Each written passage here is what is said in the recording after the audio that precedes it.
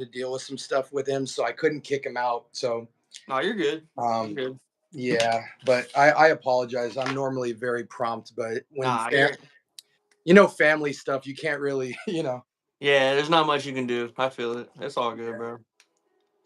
And I just been making sure I had some. I was on point and ready to go. Just been I sitting here. appreciate that. Yeah, it's been sitting here editing videos and stuff like that. Hey, how do you enjoy editing? Oh yeah, you don't edit, right? Or Sam? Yeah, I don't even know what that word means. Oh man. I don't know. Sometimes it gets kind of tedious, but Mm-hmm. you gotta do what you gotta do. I'm not really. I dread it sometimes, but you know, Mm. just gotta do it.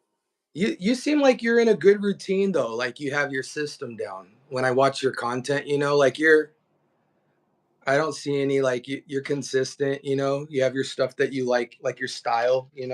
Yep. I would like to. I would like to take it up like another level. You know what I mean? I'd like to get like maybe a nice camera and like change the background up and stuff. But Mm-hmm. I don't know. Maybe eventually. I gotta stop buying fragrances Yeah, yeah. for one. I started giving them away. Did you? Yeah, like the 2K sub goal, we gave away 32 bottles. Oh, okay. And then I'm trying to I want to set up a cool experience where, because as you start accumulating bottles, you just kind of have bottom tier stuff that you're not going to wear it. It's good, but it's so far down the list, you ain't going to get to it. So my whole thing is like, I'm trying to find a couple of content creators where it's like, I'm trying to create a situation where there's literally giveaways going on every month and each content creator is offset. So maybe you might do 2 bottle giveaway a year because you're doing January and July, but between 6 of us, it's literally every month people can jump in on. And we do it like split screen style where this giveaway, I'm the one giving away the bottle, the next but we can all collaborate and join the audiences. So they kind of associate everybody with the same group that's doing the giveaways. That way, people can have a community of constant giveaways where they don't have to necessarily become super members or you know what I'm saying? Like Yeah. I'm trying to just create a giveaway culture because people want to get into this stuff and Yeah. I tell people, man, like I don't have a collection, I have a problem. And and and I know that that's the case for all of us. So it's like I know everyone can get rid of like a bottle or two a year, and if it brings a bunch of people together where like the chats are lit, everybody's involved, then we could find a way for it to make sense from a YouTube standpoint. But it's more just about like people being able to tap in without feeling like they got to be a part of some exclusive thing. Like there's room for that, and I'm even going to drop a membership thing at the end of this year, but I'm trying to make sure it's just like a way different experience than what a lot of other guys are doing. Right. But like, there's just so much not being done in FragCom in the content creator space. Like, it's like infinite possibilities. But I think the more you kind of have some cool people you do this fragrance thing with, you learn how to like automate it so it doesn't take a lot of work to create a really cool experience. So I think with your editing and stuff, what would incentivize you to be able to mess with green screen and all that is if there was a system where it was super easy to do. If it takes more time and it's difficult, then it's like it's really hard to step into that because you got to learn something, you got to create a process, and you feel like and guys our age, we work on this whole stuff when our tank is already on E. You know what I'm Right. saying? Like people don't know, like all my content is created between the hours of like 10 p.m. and 2 a.m. So Yeah. Me too. Me too. For you know what I'm sure. saying? So Yeah. so the idea of like adding to how much I need to learn and stuff is just like I said, if I had to edit in my life right now, my channel would not be able to exist because I do everything I can with the little bit of time I have. And so that's why I had to learn how to like do all my transitions and have the icons and stuff live Mm-hmm. because I'm like, if I just turn the camera on, I know I'm not going to build a following just doing that, because there's a lot of better reviewers than me, when I started. So, but it's cool though. I've met some incredible people, dude. Yeah. There's definitely there's a lot of cool people out here. I remember when I met you, bro. We talked for like 4 hours or something Yeah, yeah. on the phone about fragrances and stuff. We still need to do that trade too, like that decant swap for sure. Oh yeah, dude. ASAP. My brother came over and he's like, dude, after we talked, he's like, dude, I got to take a bunch of stuff off of you right now. So like, I'm literally sitting here with stuff on the table I got to like put back. Was that Initio back there I saw, or was that what was that? It was like a white Uh, bottle. uh, actually, no, that's that glorious Oud Royal Blanc, that Mustard. Oh, okay. Yeah. What's going on? I don't really have any initio. The only initio I actually have is just the classic OG, you know. Okay, yeah. I And the used only to have one, man. I don't have any Initio right now either. I had a Blessed Baraka, but I wasn't really feeling that one, man. Anymore.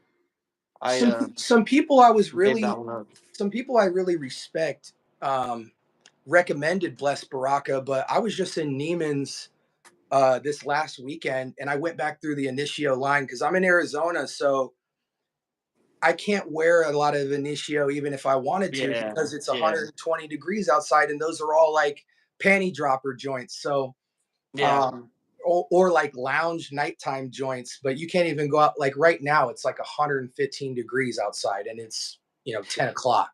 So it's like that's why the only thing I own is like the Must Therapy clone, and then yeah. I have the Oud for Greatness just because some stuff I have, it's almost like a museum piece, Right. No, I and, feel that. and Yeah, that's what Oud for Greatness is for me. And then other stuff I have that's like, no, this is me. You know what I'm saying? So, but in the Initio line, like you said, I tried Blessed Barak, and I mean it's a cool scent, but for me to wear, it's hard for me to buy cold weather scents where I live right. as much as I even want to. Like one of my favorite fragrances by Killian Straight to Heaven. Yeah, Freaking dark leather, chocolate patchouli, dried fruits, and rum. bro. I I've never smelled that. I'm not gonna lie. I've Oh, never smelled dude, Straight to Heaven. Yeah. if you can find the intense, you will not have anything in your collection that smells like it. The intense version of it.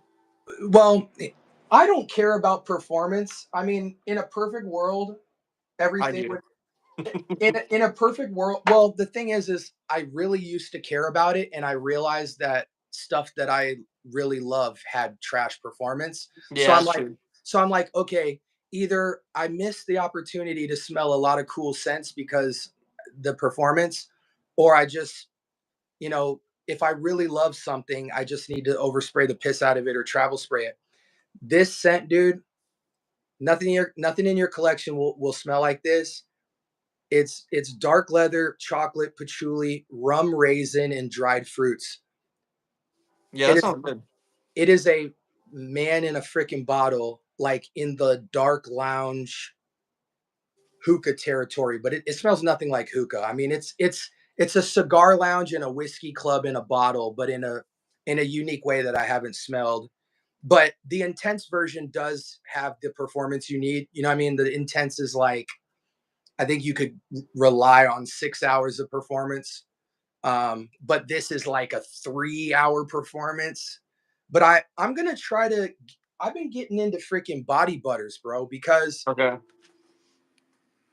like I tested some body butters today with some of these scents, and I was getting like an extra 2.5 hours on some of my fragrances, and I was like, okay, maybe I can make something like this. I don't have to, be pissed off that the performance is so bad. Maybe I can just rock a lotion and get it to push, to a moderate projection or performance. Right, because it like kind of stays in there. You know what I mean? Like in the butter and stuff like that. Plus, it Yeah, could yeah. like mix with it. You know what I mean?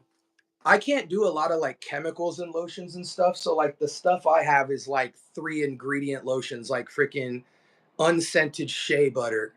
Okay. Um, I and then I don't really do flavors too much, but I recently did a coconut, a pure coconut based lotion.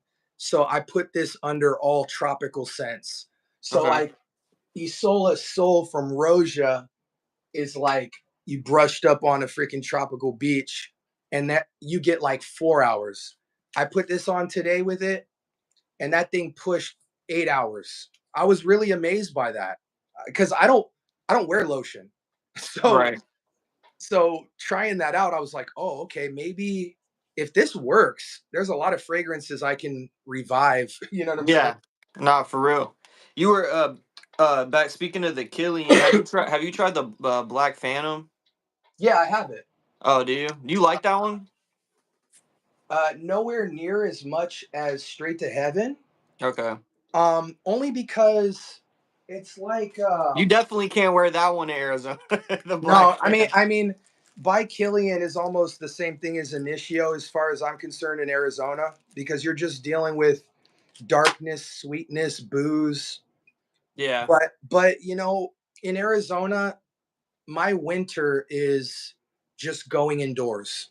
Mm-hmm. You know what I'm saying? Like, Right. okay, I'll go to the lounge late at night when it's the coldest part of the day, and I'm just gonna thug it out if I really love it. Black Phantom, bro, it's just hard to understand, you know, because like Straight to Heaven is like, okay, chocolate, yes, patchouli, yes, dark leather, it's smooth, it's not animalic, cool. Dried fruits, okay, that kind of goes with the leather. It just makes sense when you smell it. Right. Black Phantom is like, when I smell it, I can't identify a single note in it. Black Phantom is very thick, man. That stuff is dense, dude. Like I I don't. can't even I feel like I smell cherry, but then I looked at the note breakdown the other day and I'm like, yeah, it's just hard to like you've smelt it, I'm assuming? Yeah. Yeah. Okay, so what would you wear that for? Um. You know what I'm saying? Like Yeah. I don't know. maybe like I picture like literally a Black Phantom, Like a like funeral. yeah, like I a don't know. funeral or like some morbid, like you ever been to Cirque du Soleil? I have not, but I know. Yeah, I know what it Yeah, is. like I feel like a theater, like one of the darker tone Cirque du Soleils, like someone would be wearing this that's like doing backflips with like some weird alien costume on. You know?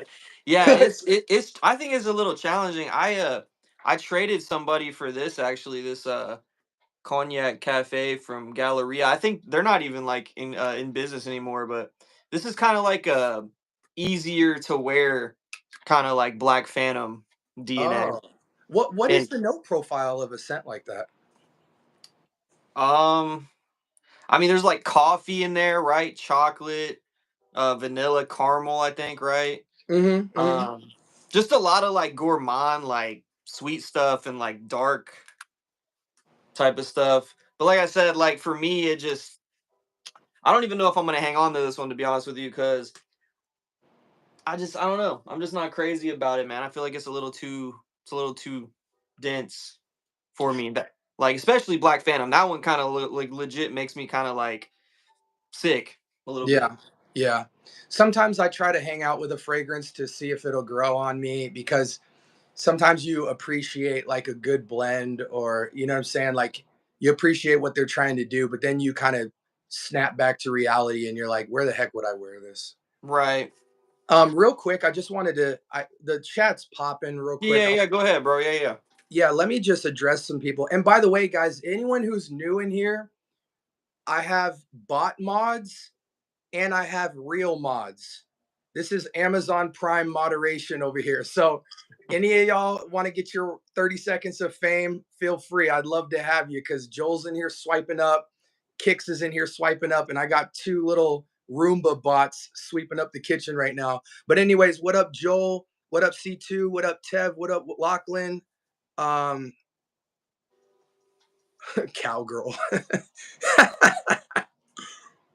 Okay, yeah. By the way, guys, me and Kels is just chilling. We're just but we this is still in Q&A format. So anytime y'all have questions, we'll jump in the chat, when we're not nerding out. Someone said, what do you guys think about Mafisto? Have you smelled that?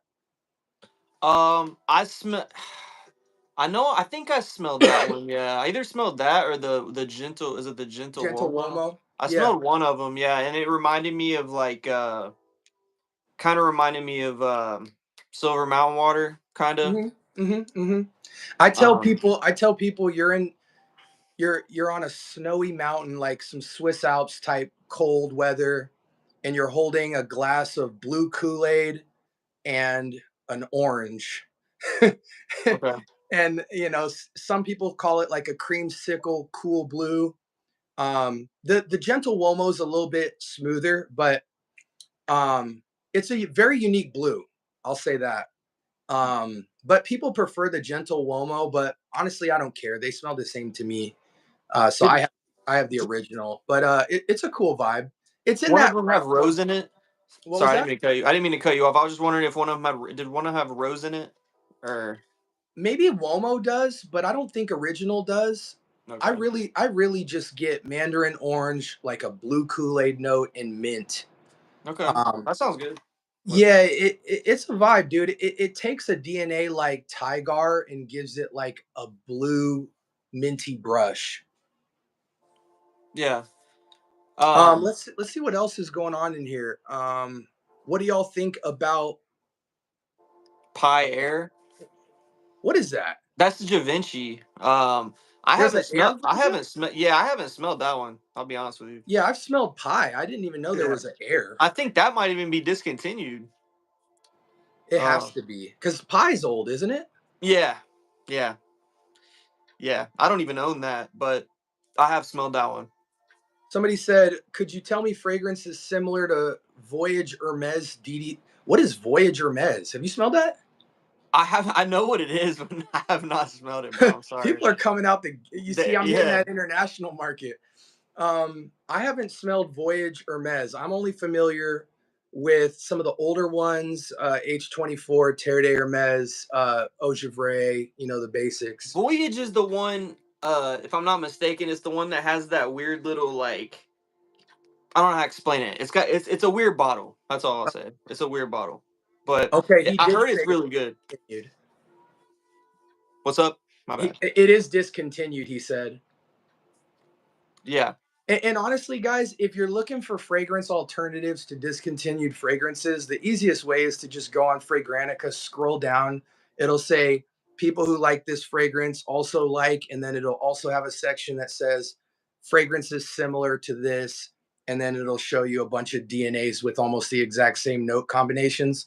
So check out Fragrantica if you're looking. I wouldn't really go to YouTube because it's so opinionated. Fragrantica is a little more objective just because it's vote based, so a lot of people vote on what stuff is the most similar to other stuff. Do you guys know anything about the Ralph Lauren collection line of fragrances? You want to speak on that at all? Do I know anything about the Ralph Lauren collection? Mm-hmm. I mean a little bit. I've never been like I don't know why I've just never been like a huge like Ralph Lauren fan. I know why you haven't. Just turn around and look back at your collection. eh, no, but like actually no. See, that sounds um bad though because one of the first fragrances that really got me into fragrances was a Ralph Lauren though. So was Mm, Polo Blue. I think it was the EDP, but so yeah. I mean, I've smelled that. I've smelled like Polo Black. I've smelled Polo Red. I had Ralph's Club. mhm. I had the Ralph's Club Elixir, which wasn't for me. That one wasn't. So I ended up trading General that. rule of thumb with Ralph Lauren, in my experience, is the closer you get to the parfums, the more less synthetic they smell. Um, the only one I really gravitated to was the like teal blue one. Teal Um, blue one. Oh yeah, it, yeah, yeah, yeah, yeah, yeah. Is yeah, that Deep Ocean? yeah, Maybe. yeah. Deep Ocean, I think, was the only, and obviously, Blue Parfum, I thought was the best out of the basic line. But again, if you guys are messing with Ralph Lauren, if you're entry level into perfumery, try to go to the EDP or parfums. They're going to smell a little bit richer. I gravitate towards the teal blue one and the blue. I think those are the more classic ones. But, you know, today, I always just tell people this. I don't want to take a crap on cheap rack designers that are under 50 bucks. But what I will say is that in 2025, 30 bucks can take you pretty much anywhere you want to go between inspirations, dupes, and designers. And it's not that those are bad fragrances, it's just that if I took the top 100 from all of those, something like Polo would be very low on the list in the hierarchy of bottles I would try to get first. There's so many houses. There's Bentley, there's Ferragamo, there even Mercedes Benz, there's freaking Laik. There's so many houses that are kind of, even like there's a lot of good Mont Blancs, but when you compare a Mont Blanc to other stuff, the synthetics really jump out where it's like, yeah, this smells good on my skin, and yeah, it might dry down good, but it's number 45 on the top 50 rack list. So, you know what I'm saying? So, but anyway, that's just my opinion too. So at the end of the Yeah. day, you might feel different. So I don't even try to really argue it. I can only speak on my opinion about it. Yeah, Somebody, my oh, go bad, go ahead. ahead. No, you're good. I was just gonna say, like, I'm kind of at a spot in my fragrance journey or whatever like that, where I'm like, because I love going to rack stores, you know what I mean? I love going and finding gems and stuff like that. A lot of people that watch my channel like my rack store videos and stuff like that. So, um, but I'm kind of at a point where I'm like, I don't want just way too much stuff. You know what I mean? I don't want way too many fragrances of just stuff I'm never gonna wear. That's why I've been kind of like, my designers. I don't have a whole lot right now. My niche, I have some stuff taken down over here because I was gonna talk about them or whatever, and then I have like some Latafas and all that on the bottom. But Mm-hmm.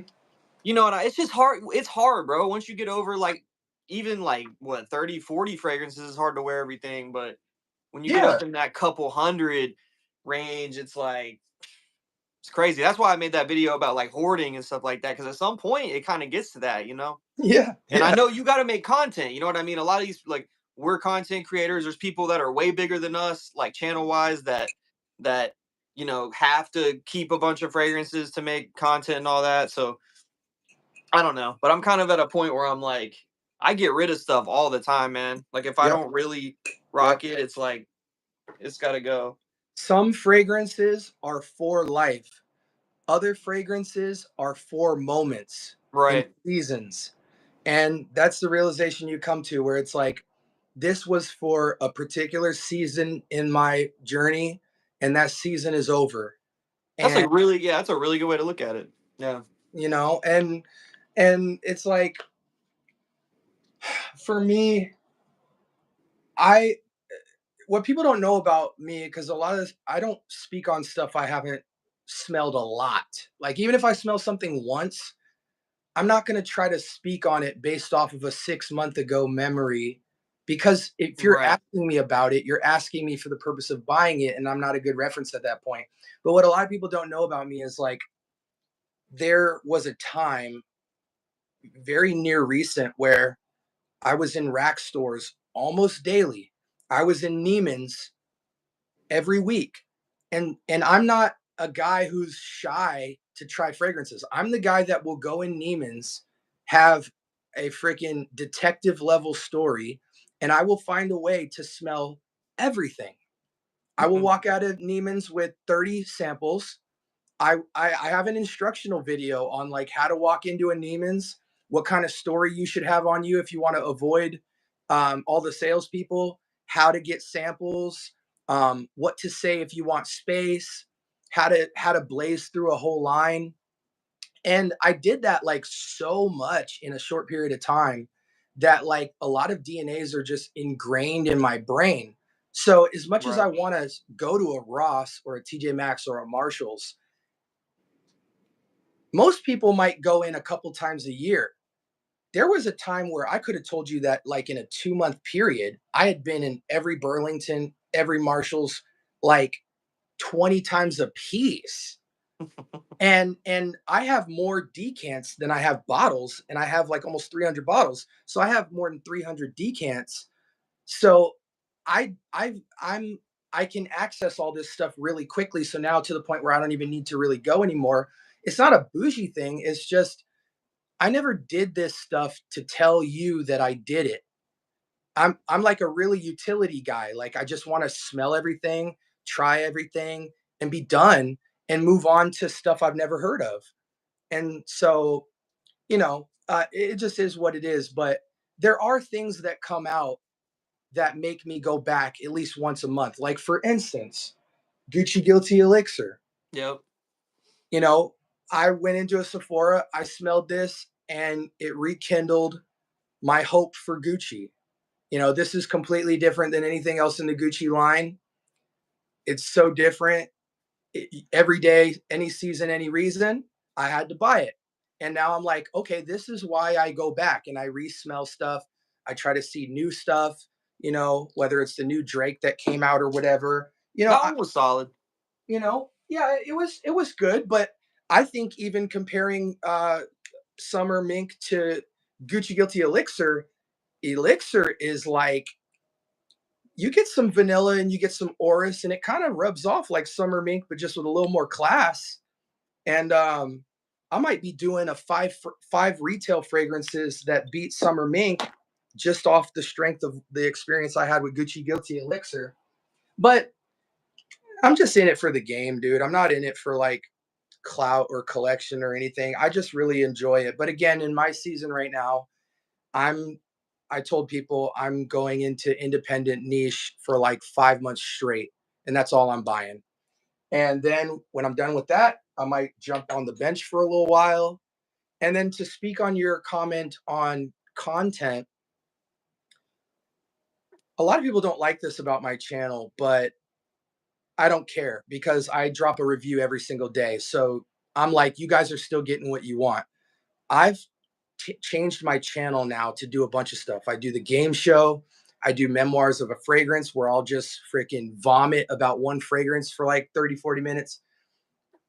I try to find cooler reasons to talk about fragrance outside of the note pyramid and the projection and longevity and all that, because it might not get a lot of views right now, but in 5, 10 years from now, when people are looking back at older fragrances, what's going to make them watch your video is if they feel like you're really breaking down a fragrance and not just reading Fragrantica. And so my channel takes a hit in a lot of ways where my video viewership is really small, but I still do the little happy meal stuff to get by. Like, so for me, my highest viewership comes from lives and shorts. I do almost a million. I'm about to hit my first million on shorts and lives alone. My videos average anywhere between like, I think my highest one is like 6K, but that's not normal. My average is like somewhere between 50 and 200 views, which is literally nothing. When I upload videos, it's like a TV guide. I'm uploading it for in the future when people go back and search when the channel pops off. But people enjoy the quick snack size stuff. So, but I like to do entertainment. I like to do other stuff. And I think you should do that because there's a lot of people who talk about fragrance better than us, or they just own more fragrances than us.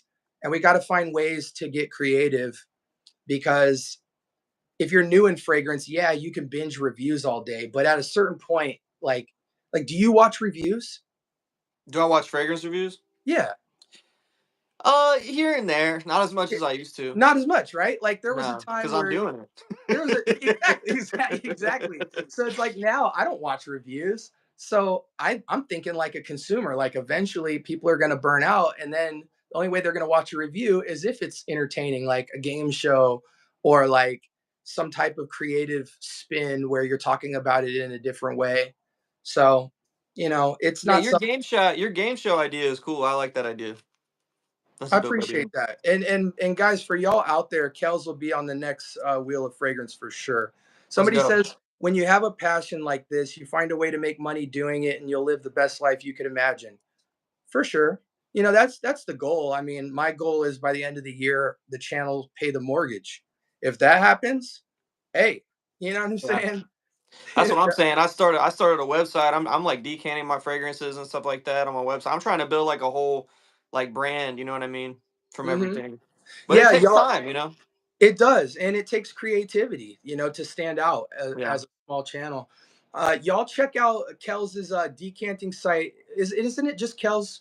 Kels, It's just kelsmells.com, yeah. That's yeah, all it is. kelsmells.com. He has a. You guys can see in his background, he's got a serious bag. So y'all can try everything from inspirations to niche to independent niche, and very affordable. He sends out stuff right away. So I do. definitely I tap into appreciate that. that, man. Yeah, I'm not trying Absolutely. not trying to be salesman or anything, but Well, listen, I'm gonna appreciate that. sell it for you. You know what I'm saying? So it is what I mean. It's value. If Yeah. it's valuable, it's worth I talking. would. You should do the same, bro. I'm telling you, it's the only thing is like with the Shopify, bro. They crack down sometimes, man. You got to be careful with what you like put on your site. Oh, as far as Yeah, regulation, or as far as like like just the tax. names, like the brand names and stuff. They're real like weird, bro. They were like getting on me. I'm like, bro, I'm just decanting. Like it's not, you know. Yeah. But dude was cracking me up though, talking about he's like, why is the dude with the green eyes staring at me or whatever? I was just listening, bro. I was just listening. That's all. He's mesmerizing you guys. Uh, I'm scrolling down the chat, man. You see any other questions we missed? yeah. Somebody said, have we tried Xerjoff Symphonium? I actually haven't, but I've been wanting to try that one. I love Xerjoff, bro. I really do. Give me some hitters from Xerjoff. What are you messing with? Man, There's so many, but I just want to hear a couple. God, I keep kicking my thing, bro. Obviously, I mean, obviously, we all know about Naxos. You know what I mean? We all know about Naxos. Yep. As you can see, I put a pretty good dent in that one. Uh-huh. And then we got my this could like I could say this is my favorite fragrance, man. This Richwood. Mm. This stuff is amazing. I love this one. And then we got Uden Overdose, Okay. which Okay. I really like this one too, man. This is like a just classy, fresh, clean, like awesome fragrance. I had bought another one too. I don't know about you guys, but I'm a deal searcher, bro. I'm always looking for like a good deal and stuff. I'm like on Mercari looking and just to try for like I blind buy stuff a lot. Not a good idea, but I picked up one called Command. I don't know how to say Commandity Yeah, or yeah, something yeah, like yeah. that. Uh-huh. I tried that one. It was all right. It was kind of like people would say like old Lamal or whatever. I Uh-huh. had that one. It was okay. But those are my three favorites right now: Naxos, Food and Overdose, and Richwood. Okay. Okay. Personally, for me. Yeah, Selly's really heavy on Xerjoff. I love Xerjoff, but I'm like still in a season where I'm like really going back to the house and smelling everything over and over and over. I like Herba Gold. I Yeah, like um I like the Cosmerati line. I like I used to have Lyra from them. yeah, I had that I have one. Lyra up there. I had Uh, that one. It was just a little. I don't know. I think if people want to like Lyra, then they should just get Trace Oros from day 3. Yeah, Because it is way more interesting, more truly unisex. Lyra leans feminine heavy. Um, this has like dude, this might be the most signature entry level gourmand, and it's an straight, 2 sprays goes the whole day. Um, and people think, I live a block away from Michael Paul, the perfumer for day 3. So oh, people okay. think I'm like endorsed by it or something, which I'm not. But day 3 is killing it on these entry level gourmand. Still keep your nuts in your pants, Mhm. because that's always the fear when you go into gourmands is like the balance really matters for feeling like you're a tasty dude, Yeah, right. but you're not like uh but it has masculine touch. Like I feel like a true unisex fragrance should feel masculine on a man and feel feminine on a woman. It's not something where you smell both sides of it. It like can transform. And I feel like Trace Oros, if a woman smells it, feels feminine. If a man wears it, it mans up. So See, I um smelled. I bought a discovery set for that house, man. I think that Bonnie one was the best one. Like for me, I love that one. That was my favorite. Easily. That's the one I would get if I had to get I one. do have Bonnie, but my wife's borrowing it right now. Oh, really? That was a Yeah. good That was a good mango. You Yeah. know. Yeah, 'Cause I tell people it might be like top 3 mangoes. Like when you look at like God of Fire, you look at Bonnie, there's another mango one. Oh, This one. oh yeah, yeah, I saw you talking about that one. This one's a banger. This is like this is my favorite mango, but that Bonnie one has something to say about that. Like I would get that one. Yeah, Bonnie's a lighter take on mango. You know, a lot of mango scents are like mango, juicy, rich blasts. Even something like mango skin from Wilhelm, Yeah, I've smelled that uh, one. Yeah. Herba Gold, Xerjoff's mango. You know, I like Bonnie's take because it's more of an airy, coconutty, tropical flair on it. You know, it's lighter. It's sort of like Virgin Island water with like mango, sort of. Yeah, yeah. No, Kind of what it that's reminded me of. 100% accurate for sure. Another Xerjoff, by the way, back on the Xerjoff, I really liked was Deified. The if you know that one, I like that one a lot. Decus, that was a good one. I have a sample of that one. That one's good. Amber Star was another one I liked, but that one's hard to get. They have Mm-hmm. a lot. They have a lot. That might be my favorite house, honestly. One of them. Yeah, I They got mean, a lot of cool stuff. their bag is just deep, bro. Like they literally touch on everything you could want. For I'm, sure. I'm Some just some flying people through think the they have chat. too Somebody many. said Monkey Special is where it's at. I just smelled Monkey Special. I'm interested in smelling the other Monkey Special. I think there's like a second version of it. Oh yeah. That one's expensive.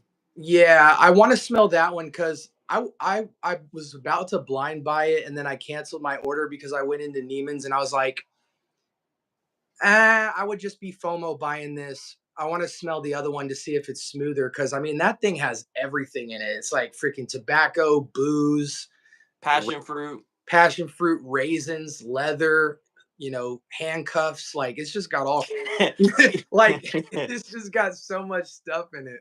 Like for me with Monkey Special, like early on in my fragrance collecting, I had tried it, bro, and I hated it. Like I Yeah. absolutely hated it. And then like my nose kind of adjusted more to it. And I appreciate it. I don't own it right now, but Mm-hmm. it's Is definitely situational for sure. Yeah, I would say to anybody that either wants to like Monkey Special or wants a Monkey Special family type of fragrance that is just as killer and to me smoother, straight to heaven, goes down that alley and does it the smoothest. Um, straight to, but you have to get straight to heaven intense. If you care about performance, you got to go intense. But either way, the regular or the intense is one of the best smells I've ever smelled in that tobacco, leather, chocolate, rock star lounge cigar esque type of feel. It's one of one for sure. You ever see What are your pachulis, man? my Pachulis? Okay, um, obviously Richwood, one of them. Huh? This stuff, bro. It's Look, sexy. It's sexy. It's sexy. I kept hearing people say, Richwood is so good, Richwood is so good. And I was like, I don't know, you know what I mean? I kept reading about it. I was looking at Fragrantica and stuff. And eventually I was just like, you know what, I gotta try it. And this dude had he was on like a Facebook group and he had it for sale for a pretty good price. So I just blind bought it. Uh And huh. I actually tried it live on my channel and I fell in love with it, bro. I love it. That one, let's see. Um, and then if we're just talking like designer, like I still love this one right here, man. This Bad Boy Extreme from Carolina. I love Yeah. this one. It's really sweet. You gotta like sweet, obviously. You know what I mean? It's not for Hmm. everybody, but cacao, patchouli, vetiver. This one I really like a lot. Is that smell anything like Man in Black from Bulgari? No. Really? No. Yeah, Man in Black's kind of Spice Bomb Extreme does, but that's kind of more like a sweeter take on it. Like the Man in Black was kind of more like an like not old school, but it was like a more mature kind of Yeah. take eh, on that, less Yeah, sweet. for sure. Yeah, for me, uh Diptyque's Tempo. Okay, I've never tried. I don't know if I've tried that one. I know I've tried that house, but I don't know if I've tried that one. Yeah, Diptyque's Temp. You have to get an eau de parfum when you mess with Diptyque because they intentionally make skin scent fragrances. You know, 1 foot projection. The eau de parfums push more like 3 feet, but one of the best sexy patchouli cacao type of, patchouli cacao type of joints, but it's very airy. A lot of cacao patchoulis come off black orchidish or Prada blackish. Yeah, Um, This is a lot more like gust of wind. You catch, wafts of like patchouli chocolate and not any vanilla, but it's just staple high-end perfumery patchouli. Um, I am a fan of the either Bulgari or Prada Blackish type of scent profile. Another great patchouli, straight to heaven. Um, I don't really mess with Black Orchid, but the clone of it is incredible. The Zara Man Black. Uh, Okay, I never smelled that. you can only get it on Triple Traders, but there's like 5 or 6 really popular Black Orchid clones. And this to me is one of those elite, better than the OGs, because it just scales down on the orchid, so it's not as floral. It's more just like rich patchouli, but the patchouli super smoothed out. This is killer. Um, let's see other patchoulis. And I had a when I say patchouli, I'm talking like straight patchouli forward joints, because patchouli's like vetiver. Like patchouli and vetiver is in like 90% of fragrances. You know what I'm saying? yeah. But like stuff where it's like, oh, there's a heavy dose of patchouli in there, is some stuff I'm going after. Even Armaf Black Armaf Odyssey Black Edition has some serious patchouli in it. I tell people it's like Spice Bomb Extreme and Infrared had a baby. Yeah. That one's pretty. You talking about the original Odyssey one? Or is it This one. Yeah. I think that's the original. That one was like really sweet too. I had that one Yeah. and there was an off-putting. I don't know what it was. Something was off-putting to me, so I sold that one. Yeah, But mine took literally like 6 months to macerate before it kind of got rid of the weirdness. what Give me a fragrance that you've tried that you hated at first and then later in life went back to it and it's like one of your favorites. okay. Let's see. I gotta look back. I gotta think. Um huh. That's a good one. See, that's kind of tough for me because I've gotten rid of so much stuff. Like honestly, I haven't been given stuff like a super long chance lately. Like I've just been like, Yeah. if I don't really like it, It's I all kind of on the just chopping block. yeah. Um. Okay, here's one that I didn't really understand at first, but it grew on me. I don't know if y'all have seen this one. Oh, I've never It's seen that. Is that it's what's on? it's called Marge. It's a Ahmed Al Maghribi. Oh, yeah. Yeah, it's so kind of like okay. I don't know if have you smelled Oud Maracuya from Yeah. Maison Crivelli or whatever. Yeah, see, I wasn't really like, I'm not as crazy about that as some other people. I know a lot of people love that. Yeah. This one has that kind of similar rubbery kind of oud going on. Hmm. I like this one more though. This one's got like honey in there. It's got a whole bunch of stuff going on. But I definitely like this more now than I when I first smelled it. Another one is like red tobacco. Um, Oh, okay. I like this one more now than I did because when I first smelled this, it was just like damp, like tobacco leaves or something. I don't know. Yep. But now I'm getting more like the vanilla coming out and stuff like that. It performs really well. Hmm. It That's also a good one. sucks that like red tobacco has so many clones in the rack stores. If you try to go into rack stores like TJ Maxx's where they have the fragrances out and you smell a lot of the dupes of red tobacco, it can be off-putting, you know. Yeah, Um, no, for sure. and then another thing is like I think red tobacco is a fragrance you have to wear. Some fragrances like you can judge them pretty well on the test strip, but tobacco you have to put red tobacco on your skin and like go outside and feel it because um the way it sits down is in a way that you can't really get that read off a test strip, and it might change your mind about whether you like it. You reminded I just remembered, okay. One of the ones that I absolutely freaking hated was Oud Sat Mood, believe it or not. Oh yeah, From yeah, me MFK. too, me too. I thought it smelled like straight up powdery grandma. Yeah, Like I yeah, did like not grandma like it, Rosa.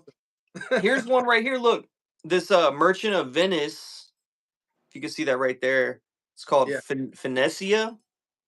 This is kind of like Oud Satin Mood, but it has like some citruses in there, and Let me just I put it like down. this one a lot. And it's got incense going on too. It's got like myrrh in there and stuff. But as it dries down, it really pops. I like this one. And I like Oud Satin Mood in general. I don't own Oud Satin Mood because this is pretty close. So I don't, right now I don't own it, but that's another one for sure. Have you put your nose to Oud's Silk Mood? I think I did I went to Saks Fifth, and I think I did. But another one I was just gonna mention real quick, bro. I had to get this too. Amoris. I love this one right here. Oh, dude, Amoris, This dude. one's a banger. I had to get it. And this bottle was used. I bought it like I've used a little bit of it. It had a dent in it, but I love it. Amoris is beautiful, man. It sparkles, man. It's like a everyday luxury, sparkling, clean scent that is just like perfectly lightly sweet. Like I would call that a perfectly unisex luxury everyday scent, you know? Agreed. And Agreed. and it's a sleeper too because when you look at the line, everything's so heavy. Oud mood, oud silk mood, oud satin mood, um, grand soir. It's Yep. like then you realize when you go in the aqua line, in the amorous line, in the fluidity line, now you get more of like this almost white champagne feel type of fragrances, or like these very fresh spa like fragrances, like like a gentle fluidity or silver, or even aqua media, aqua essential. I just went and smelled the whole MFK line, and I walked away with like 7 samples from there, and all the samples were um, the lighter scents. Yeah, that's what I was gonna say. They have a lot of heavy stuff, but they do have a pretty wide array of like fresh stuff too. Like speaking of like Geno Fluidity Silver, I gotta get that one, bro. I love that one. I love that one. I want that one. Don't have it, but like I said, Amorous Ohm. I have the EDP right now, Mhm. but I want the X straight I, next. I have the X-Straight. Yeah, I want that one. That one's expensive, man. It's kind of hard to find like Yeah, discounted. yeah, yeah, yeah. It's special though.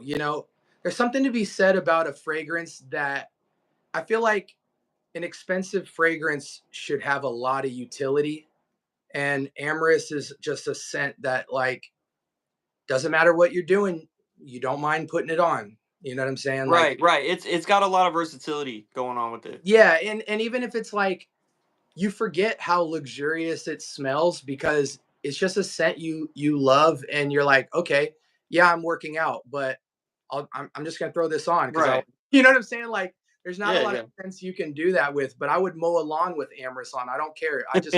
I love the way it Because smells. when I first smelled it, obviously I go on Fragrantica like when like look at every fragrance, and I saw people saying, "Oh, this is way too boring for the price tag and all that," which like I don't agree, but like it is expensive. Obviously, it's just great. I think it's probably my favorite one from the house. Obviously, they have a lot of good ones. Not It I'm really not a big I'm not a big baccarat guy personally. No, no, me But either. It I think people don't realize how hard it is to find a clean Swiss Army everyday scent that is signature.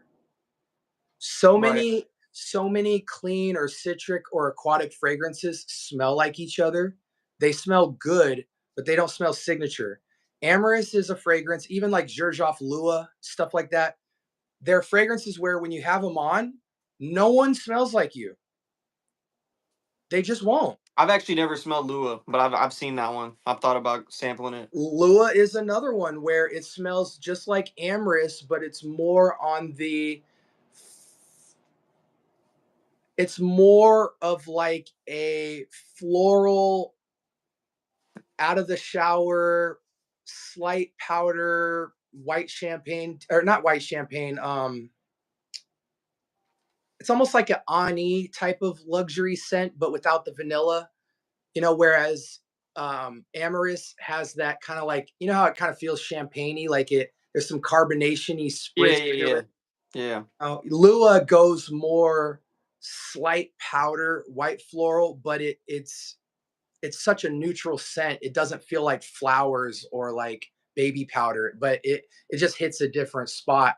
But again, like I have a lot of great fresh fragrances. Do I have a lot of signature make excuses to wear everyday fragrances that have that luxury feel? If I'm being honest, no. Like, so if I think Amoris checks the box for signature in a way where it's like, you smell better than everybody else who even is trying to smell like that. You feel Yeah. really good. It's uplifting. It's spritzy. I think that's another fragrance you have to wear because it smells good on test strip. But when you wear that thing, it Yeah. wafts like crazy. For sure. For sure. You asked me that question. I just remember this one too.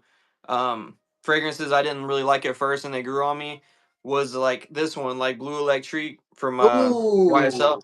Dude, I really didn't like this at first, bro. I thought it was like too. Granted, I did smell a clone before I smelled the real one, so you can't always Okay. do that. You know what I Okay. mean? Yep. But very baby powdery, like this one Yep. to me. But I like it a lot more now. And it actually performs like okay. If people say it doesn't perform, it performs pretty good for me. Like I wore it, I smelled it all day long I when I tell you had it. what, now that I got those lotions, I'm gonna start doing that with like for me it's original loam all day, but Yeah, Monumental Loam and Blue Electric, I feel the same way about. It's just this was my first love.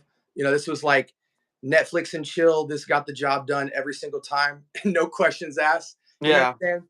But YSL, the whole loam series, if you could put a lotion under that to make that thing push, you have to because you're gonna get 3 of the best hours of your life, and then you're gonna be like, "Where are you? I need you to get the job done." You know what I Yeah, mean? that one's like notorious for the bad performance Yeah. But with the again, loam. here's the thing: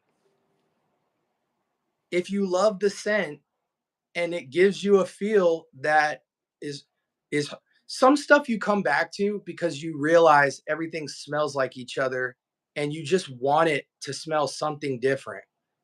And that's what I think the whole Blue Electric La Nuit de L'Homme side is like this elegant floral with like basil and some weird like greenness to it, and like there's just a close proximity sexiness to it. Like if a woman gets within 1 feet of me, I'll be like a freaking Venus flytrap and she ain't going nowhere. Like Right. like you come in my vicinity, that's close range kill type of fragrance.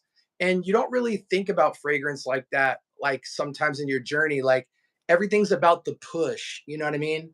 But I think it Yeah. comes down at the end of the day to what your lifestyle looks like. If you're around a woman a lot and you're getting cozy, yeah, you see utility in a fragrance like that. If you are single and you're going more on dates and you're outside or you're like a single bachelor, you might not find a lot of utility in that because every fragrance you have, you need that thing screaming like a guitar. You know what I'm saying? So, I think it's a fragrance people will look back on and say, like, no, when I look at Givvanchi and Gucci and Marc Jacobs and Dior and all that, like they did something special. Can I ask you something really quick? Yeah. Um, what have you? I mean, I know you said you wear something different every day. I do too. But like, what's some of your favorite fragrances you've worn recently? Elixir, Gucci Guilty Elixir. Okay. No question. Um, Oceania from Roja. I've never smelled that, man. I've never smelled that. Oceania is you're on a yacht in the middle of nowhere in the ocean, and you are with 20 exotic women, Okay. and they're like, "Kels, jump off the boat," and you're like, "Nah, nah, nah. We're in the ocean," and they're like, "No, jump off. We'll give you something special." So you Okay. jump off. You jump off the yacht. You get in the ocean, and you get ocean water in your mouth, and you realize the entire ocean smells like white champagne, and you're like, "Wait a second, is this champagne?" It's fruits, florals in an ocean in a white. You ever had an ocean water from Sonic? Yeah. Yeah. Yeah. Imagine that, but with the white champagne Amoris feel on top of it. That sounds fucking awesome. Yeah, Sorry yeah. for. Yeah. When people think Oceania, you might be tempted to think of like a sea salt aquatic or something. It is nowhere near that. This is like, it smells like Moscato. Okay. Like Moscato champagne with like mixed fruits, some florals. It's sparkly. I haven't smelled anything that smells like it. So Man, that one is a killer. I'm gonna Uh, need a decant of that one. I'm gonna need a decant of that one. I got you, bro. I got you for sure. So that one for sure. Gucci Guilty Elixir. Okay. Uh, my Diptyque Tempo. Okay. Just an insane patchouli. Um, oh, I don't recommend anyone blind buy this, but this is just a fragrance that I smelled and I was like, what the heck is this? And then I was in LA, and in LA, they have so much independent niche. It's not even funny. They have this place called the Scent Room. And just imagine a Neiman Marcus quantity of scents, but they're all independent niche. They had everything. They had the entire line of Argos. They had the entire line of Roja. They had the entire Wilhelm. They had the entire set from Thameen. They had the entire Zoologist. Like Okay. That'd they be fun. bro, I was so overwhelmed. All I could do is sit with a camera and film it because I was like, if I smell all this, I'm going to be ignoring all my homies I came with. And I came here to see them. So I'm sitting in there and I told this girl, some stuff that I liked. And she was like, you know what? You need to try this Imaginary Authors.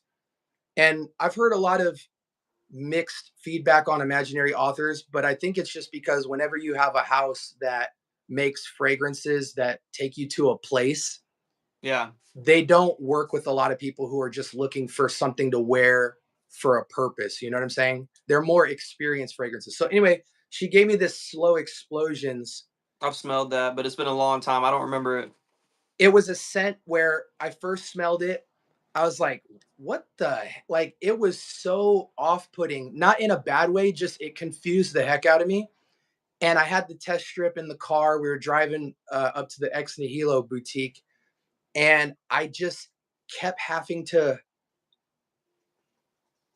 trying to understand it. Right. And then I put it on skin, and I was like, whoa, it's something like Tom Ford Oud Wood soaked in a red sangria. Okay. That Yeah. that I saw doesn't you say that. it, when I say it out loud, it sounds terrible.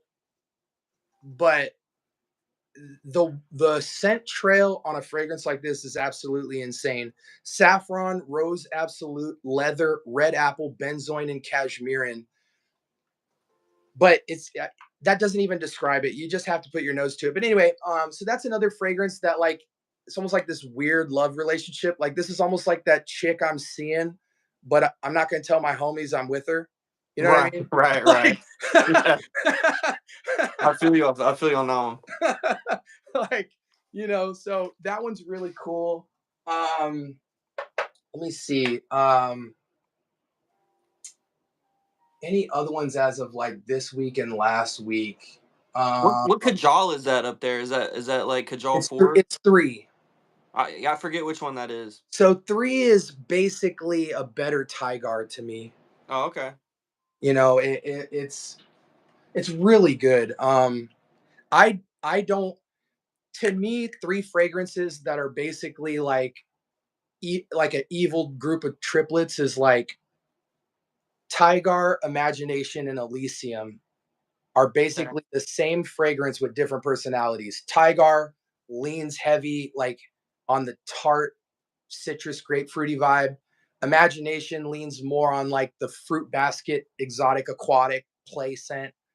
And then Elysium has more of like a woody, vetiver, amber base. So it's the most elegant of the three. And so I prefer Elysium over Imagination and Tygar.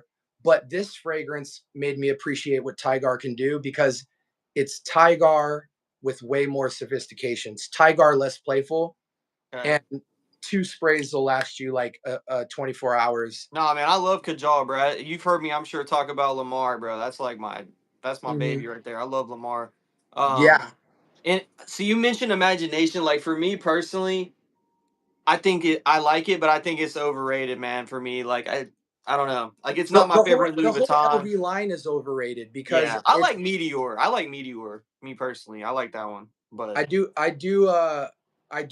have Meteor. My favorite, and I hate even saying my favorite because it implies like that I wear it all the time, but I don't, is Afternoon Swim. I think Afternoon Swim is the most interesting of the citrus aquatic style. That would be the only one I would buy a full bottle of if I had to, like if you held a gun to my head. But a lot of people don't know Issey Miyake, the entire Issey Miyake line of citrus fragrances is the exact same perfumer. And all of those are basically flankers of all the LV fragrances, mainly Imagination, Afternoon Swim, um, L'Immensité, Lamensite is a good one too. I like you that know, one.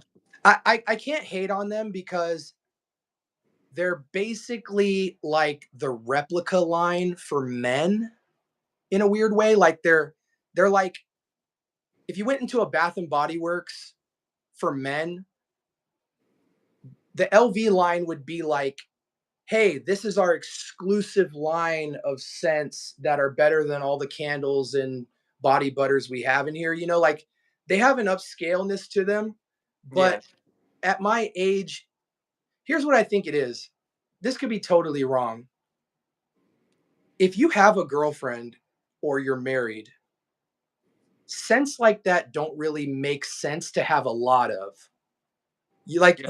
you'll have a couple of them, but you're just not ever in a place where you're like in your swim trunks playing beer pong. You know what I'm saying? Like like so for me, like I've been with my wife for 16 years. If I came around smelling like imagination, like it's like, okay, what are you trying to do? Like I don't know. It's Right. just but again, you know, I think LV line is made for like a college dude or a dude who just got out of college. He's single. He's trying to knock everything down still. His libido is crazy. You know what I'm saying? He's just trying to, he, he's just in savage mode. Yeah. And it's like, what is that? Louis Vuitton? You know, yeah, okay, let's leave, you know. Um, yeah, but maybe I'm just over that scent profile too because Yeah. And like I'm saying, I'm not saying Imagine is a bad. Hell no, I'm not saying that. I saw a buddy say like you may think it's overrated, but the quality is amazing. I agree. Like all the Louis Vuitton stuff, the quality is good for sure. yeah, And all of it smells good. Let's be honest. Like it all smells good, except yeah, for Ombre Nomad. I don't like Ombre Nomad. That's just my opinion. But hmm or some of the other ones like in those bottles. But like they got some underrated ones too, like the Surla Route. That one's good. I think they're discontinuing that one. Orage, I like that one. They got a lot of fragrances that are solid. You know what I mean? But yeah. I would just say this to summarize how I feel about LV. I'm at a place in my journey that makes it hard to appreciate LV. yeah, yeah, I get you. You're into that like you're into something that's gonna like wow you. You know what I mean? I feel like because I'm kind of in there And too. even something that just fits my personality because like I'm gonna be honest, I don't smell now I'm a bit of a hypocrite as I say this and I I do under that all the time. there are exceptions to the rule, but I'm not a guy who wakes up and says, I want to smell like apples. I want to smell like lemons. I want to smell like strawberries. I want to smell like grapefruits. I want to smell like, you know, oranges. I Right. I don't nothing about that does something for me when I go outside. There are several exceptions of fragrances that smell exactly like that that I love. However, mostly I don't want anything to do with fruit forwardness. I like a different stuff is my speed. Same thing with vanilla. I hate heavy vanilla. However, there are some that absolutely blow me away. But 95% of vanilla forward fragrances are not my speed. It's not that they're not good, they are not me. They're not my speed. With that being said, LV line is good to me, but good doesn't cut it for me. and my personality, and I'm at a place in my journey where those type of scents, you cannot get me excited to spend $300 to $500 just because you give me juicy grapefruit. I can get juicy grapefruit for a lot cheaper at the market down the street. You know what I'm saying? Like Yeah. even a fragrance you talked about the other day, the Dolce and Gabbana Forever. Light blue forever. Yeah. Like, bro, you want some juicy grapefruit? Yeah.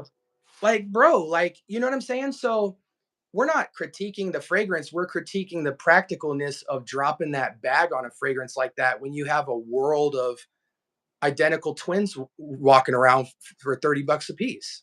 Yeah. No, for real. Cause like my thing is, um, I still haven't bought a Louis Vuitton fragrance. In like, obviously, you can't get them discounted or anything like that unless Nope. you buy it from somebody or trade or something like that. But I want to own probably one eventually, but I'm trying to narrow it down like to what I really want. You know what I mean? From that line, it would probably be something like a birthday present to myself or something like that. There's But only one fragrance that I don't think has a valid clone, and that's Afternoon Swim. Everything else from the line, I can either give you a designer or a clone that is above 95%. And so because of that, if I was to buy a LV, I would buy Afternoon Swim. yeah, I mean, I'm sure there's some out there. Like if you go shout out to Sensual Obsessions that he makes good stuff. I'm sure he's got a good afternoon. I know he does. I think I've smelled that one. He's got a good one. But like when it comes to like the Middle Eastern brands and stuff like that, I don't know. I haven't tried any of the Afternoon Swim clones. Mm-hmm. But but like they're too much. You know what I mean? They're too expensive Bro, for it's what like they mine. are. Like, I smelled the whole line of Mind Games. They had some insane heat to them, but we got to get away from complexity, and expensive ingredients do not sell $500 bottles. They don't. I smelled a bunch of Mind Games, bro, a bunch of them, and there were a few good ones. Don't get me wrong. Like French Defense is a good fragrance for sure, but um, it didn't really blow me away because personally, I had smelled the Banana Republic. Don't get me wrong. French Defense is way better, but I had Oh, Dark smelled Cherry Amber. yeah, it's the same smell, bro. It's just French Defense is like a lot better. You know what I mean? So like when Well, I and they smelled it out, just if I cloned had it. never, what's up? And they just cloned it. Right. If I French had Defense was the first one they cloned, and they did it beautifully. right. If I had never smelled, actually, the Banana Republic came out first. Mm-hmm. Mm-hmm. Yeah. If I had never smelled that Banana Republic, the French Defense might have been like, whoa, you know what I mean? Like that kind of blew me away. But it's a great fragrance. Don't get me wrong. If I'm going for cherry, I'm probably going for this Caspian cherry up here from Electimus. I really Mm-hmm. like that one. That one's really different. Mm-hmm. Mm-hmm. Um, I tried that. yeah. But see, that's the thing. When I first smelled it, I was like, ooh, like it smelled weird. Mm-hmm. But then I let it sit on my skin. I kept getting whiffs of something. I was like, "What? That smells amazing. What is that?" So I Yeah. found it for a good deal on Mercari and picked it up. My buddy, shout out to my buddy Cam. He hates that. He said it smelled like bug spray or whatever. And he actually sent me a decant. That's how I smelled it the first time. And I was like, "Yeah, it was kind of weird at first, but then I let it sit and develop. It's a niche fragrance. You got to let those sit on your skin. Yep. Yep. And But that's where you got to lock into like, man, there's been some times in my fragrance journey, like I'm 36, so most of the time I can comfortably say I could care less what anybody thinks about what I buy. But there's some scents that I smell and I'm like, I know I like it, but I know the community hates this. right, And and so I think about it like if the community says this is trash, then when I go outside with this, will the world think it's trash too? So I always tell people this: some fragrances we wear to complement the space in the room. Some fragrances we wear where we could care less who's around us. It's about me. This is a selfish wear. yeah, And some people don't have a category for that. Like for some people, it's just like I'm a vibe guy. I want to complement the space. I need that mass appeal. I need that fragrance that has like a 90% or above compliment factor, but you just got to be in tune with yourself. And for me, again, I'm married to a beautiful woman. I got 2 kids. I don't have anybody to impress. So I think that kind of gives me the license to have fragrances like this where it's like, okay, today is about me because I don't need a chick. My life's pretty simple. I don't need somebody else to come up to me and make my day. Right. Not everybody's in a different season though. So, but yeah, like with your cherry fragrance, I think cherry is a note where it's like you got to thug it out and be true to you. Like if even like a fragrance like Jadoob from Mind Games, like heavy passion fruit. Uh, I like that one. I like that one. All right. Dude, I like it too. But if Yeah. if you're being like really dry, you could be like, this is just like a really expensive Bath and Body Works type of scent. Maybe it is, but some people like certain fruits over others. And like Jadoob has like a very nice note in it of a fruit I really like. So I'm biased towards it. You can make the same fragrance and put freaking lychee in it, and I'll probably say it's trash. But Right. I like it. I don't care. Jadoob has that. Jadoob has like that literally like sour fruit smell to Yep. it. It's like It's got it's that unique. gushers feel, that Hmm. sour tape, candy. Yeah. It's got that. I like that. That was one of my favorite ones from the house when I smelled a bunch of their stuff. Like I smelled a ton of them. Like the counterplay one, that one kind of just smelled like God of Fire to me Hmm. Hmm. when I smelled it. And God of Fire is a good fragrance. I'm a little tired of it. That's the one that's getting cloned to death right now. Yep. Yep. God of Fire, Golden like Wave going crazy right now. yeah, and it's a good DNA. Like I said, I still prefer the neon from Thomas Cosmalo when it comes to mango. Like for me, but obviously, God of Fire is a great one too. Yeah, I'm a herba gold guy. Like when it comes to mango, I don't. I kind of don't see mango as a complex scent. It's almost like if something has mango in it, I just feel like the simpler the better. That's why for me, like mango skin or herba gold, like they do the job for me. They smell a little expensive. They're not trying to be like super signature. They're just fun fragrances to wear.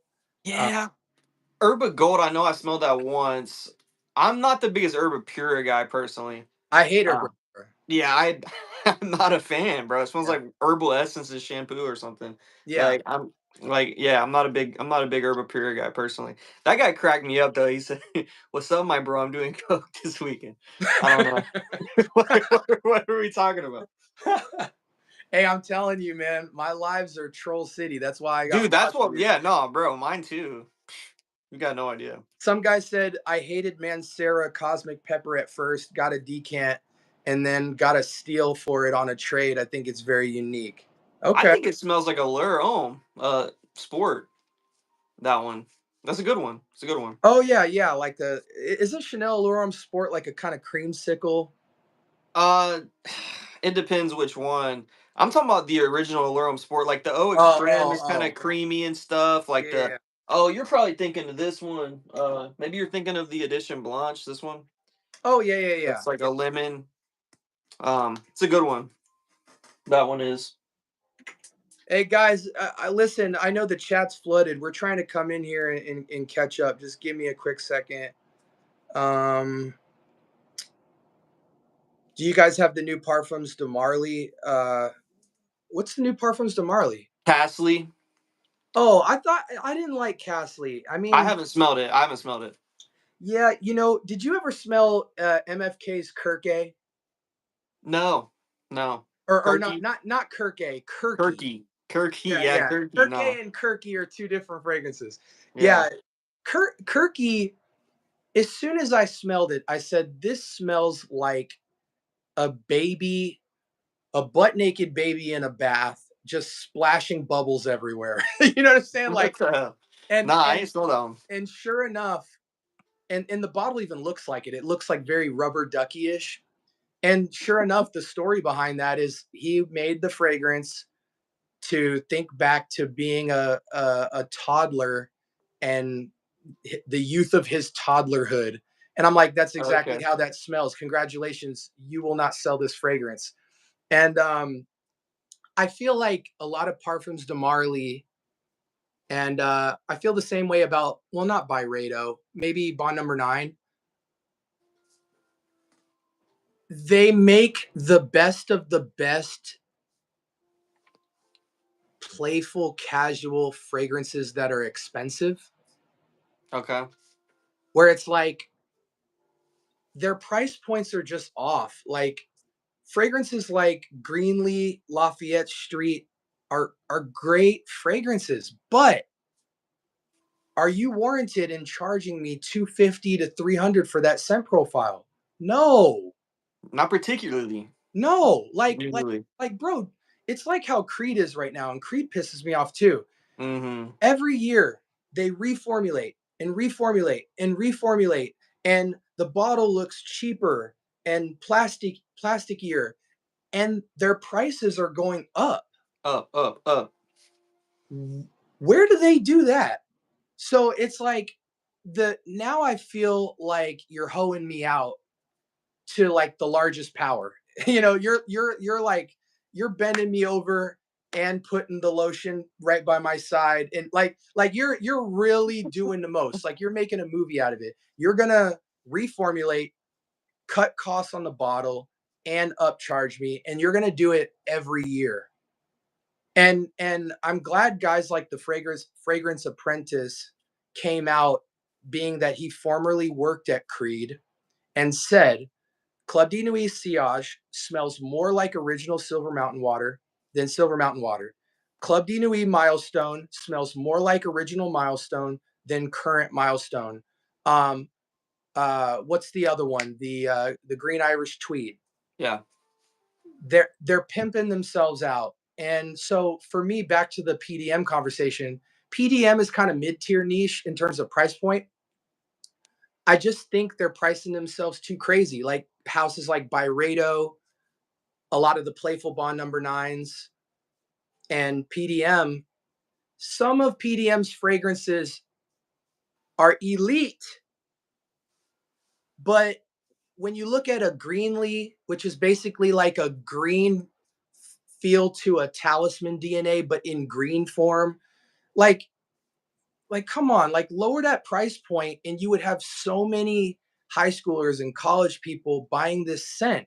But you're making them pay for it like it's a Initio or something. That doesn't make sense to me. Like Greenlee, bro. I had Greenlee. I traded somebody for it, and I literally had it for probably 2 days. It was a real bottle.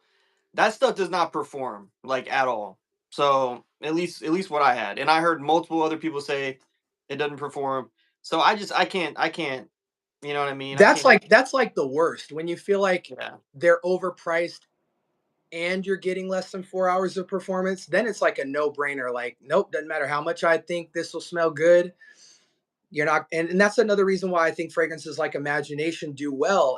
It's not just the scent profile, it's more like you get a great performance, and Yeah. these people want a fragrance they can just lube up on and be good for the day. There's something to be said about that, with a fresh, versatile, citrusy, exotic, aquatic type of fragrance. So even like something like Byredo Ball to Freak, it's a good scent, but it lasts 2 hours. Am I gonna am I gonna pay retail? Am I even gonna pay a discount for it? No. Bro, if you're gonna charge multiple hundreds of dollars for a fragrance, it better perform. Like Yeah. it better perform pretty good. Like Well, and if it don't, someone's gonna clone you and push you out of the business. And that's what we're seeing right now.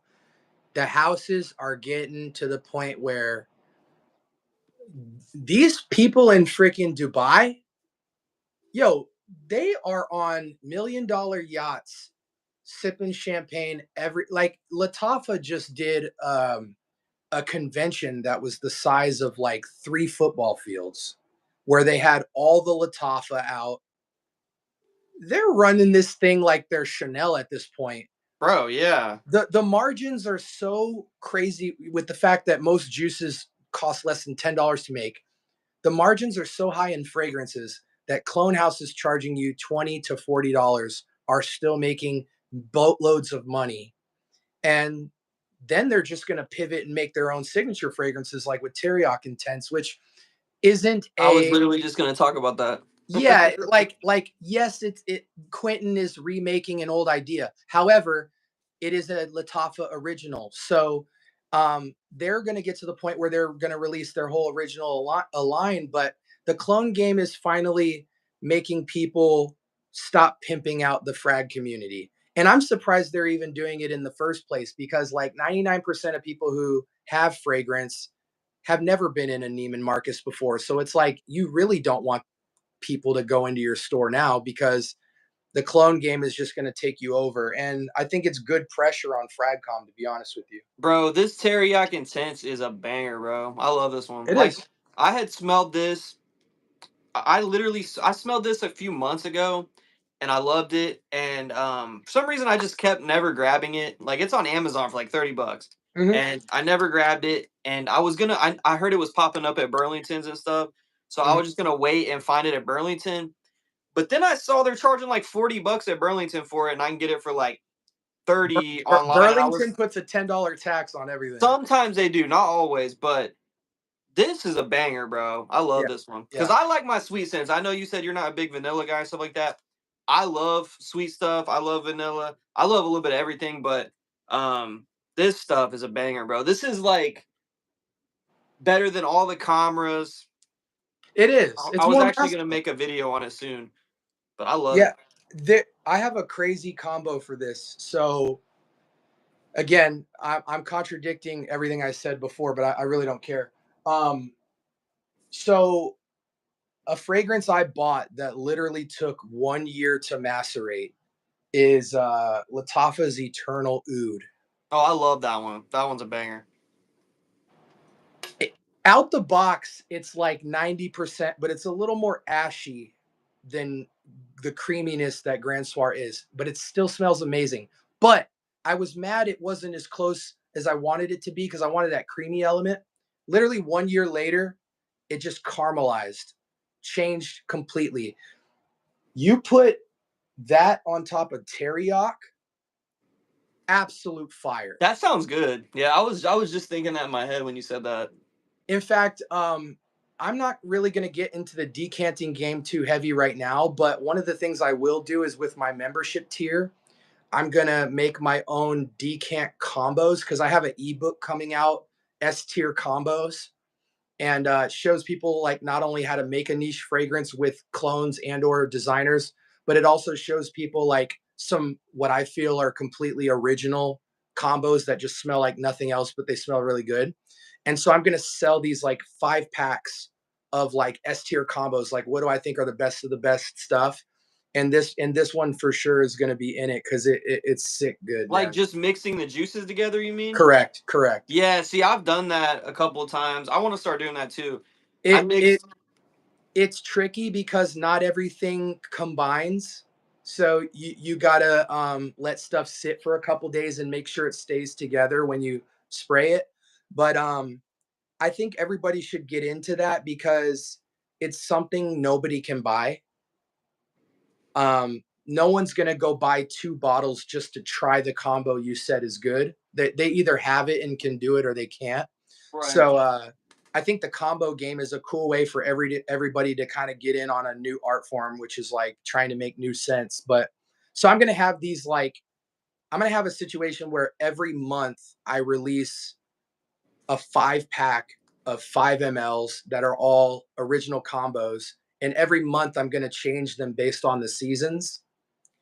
And this one's gonna be a part of it, but it's a banger. Yeah, I'm about to layer these right now, and Yeah, it's sick. Put the Eternal Oud on the top. yeah, on top of the teriyaki. That's what I'm Yeah, because doing. teriyaki's the heavier fragrance. You might even have to 2-to-1 it. See, it's funny how some of the Latafa stuff has pressurized atomizers and some of them don't. I don't know. It's just weird. But like this one has a pressurized sprayer. Yeah, yeah. I call that fragrance Harry Potter's magic wand. Which oh yeah, yeah. You know, it's like something he got sent for his first year of school or something. I've had that for a long time. The Eternal Oud. Yeah, I've had it's that forever. There's only like 5 fragrances I've had where literally a year later they completely changed for me, and that was one of them. Like literally a year later when I started going back to it, I was like, "Whoa, this is okay. This is even closer. I didn't even know it could get closer to Grand Soir." Right. I had bought that when it first came out. I grabbed that Teriak one, the original one, Hmm. and that one was a little too feminine smelling for me personally. But Isn't then that when one for women? what is it? Isn't the original Teriyaki a women's fragrance? It might be. It says unisex, but I don't know. Oh, It okay. might be. Okay. It's honestly what it smells like is there was a fragrance I had a long time ago called Andalusian Soul. It was from the same brand as Phoenicia up there as the Merchant of Venice. Hmm. It smelled a lot like that one. Just a little feminine leaning. Like I said, I got rid of that one too, but that smells good, bro. It's killer. And you don't need much of it. It'll push. Is Killian smoking hot as good as people say? I don't think so. Yeah, I think smoking hot's a little. It's good, but it's a little. I don't want to smell like it. You know what I mean? Yeah, correct. I It's completely agree. Somebody said all I need is 2 sprays of imagination to last me 8 hours. Cool, cool. that's like Uh, Hasselblad for me today, bro. I wore 2 sprays of oh that. gosh, Hasselblad is just. You know what though? It is. I'm noticing in Oh, this is Fragcom, good. people aren't putting enough respect on Hasselblad. It's almost like because they've smelled Aventus, they're not even they're smelling Hasselblad on a test strip and thinking they know something. Bro, anybody out there who is 25 and up who wants to know what it is with Hasselblad, for the love of God, put that on your skin for a day and go out and see how that makes you move. Stop judging fragrances off of reviews and stop judging fragrances off of test strips. Let me give you guys a secret. You will be shocked how many fragrances 30 minutes later smell nothing like what you smelled on the test strip. When they sit on your skin, you might have your skin might suck the heck up out of a fragrance. Your skin might funk and change the fragrance. And then the fragrance might be a transition fragrance. Like for instance, Rojas, a lot of Rojas, they sit down way different.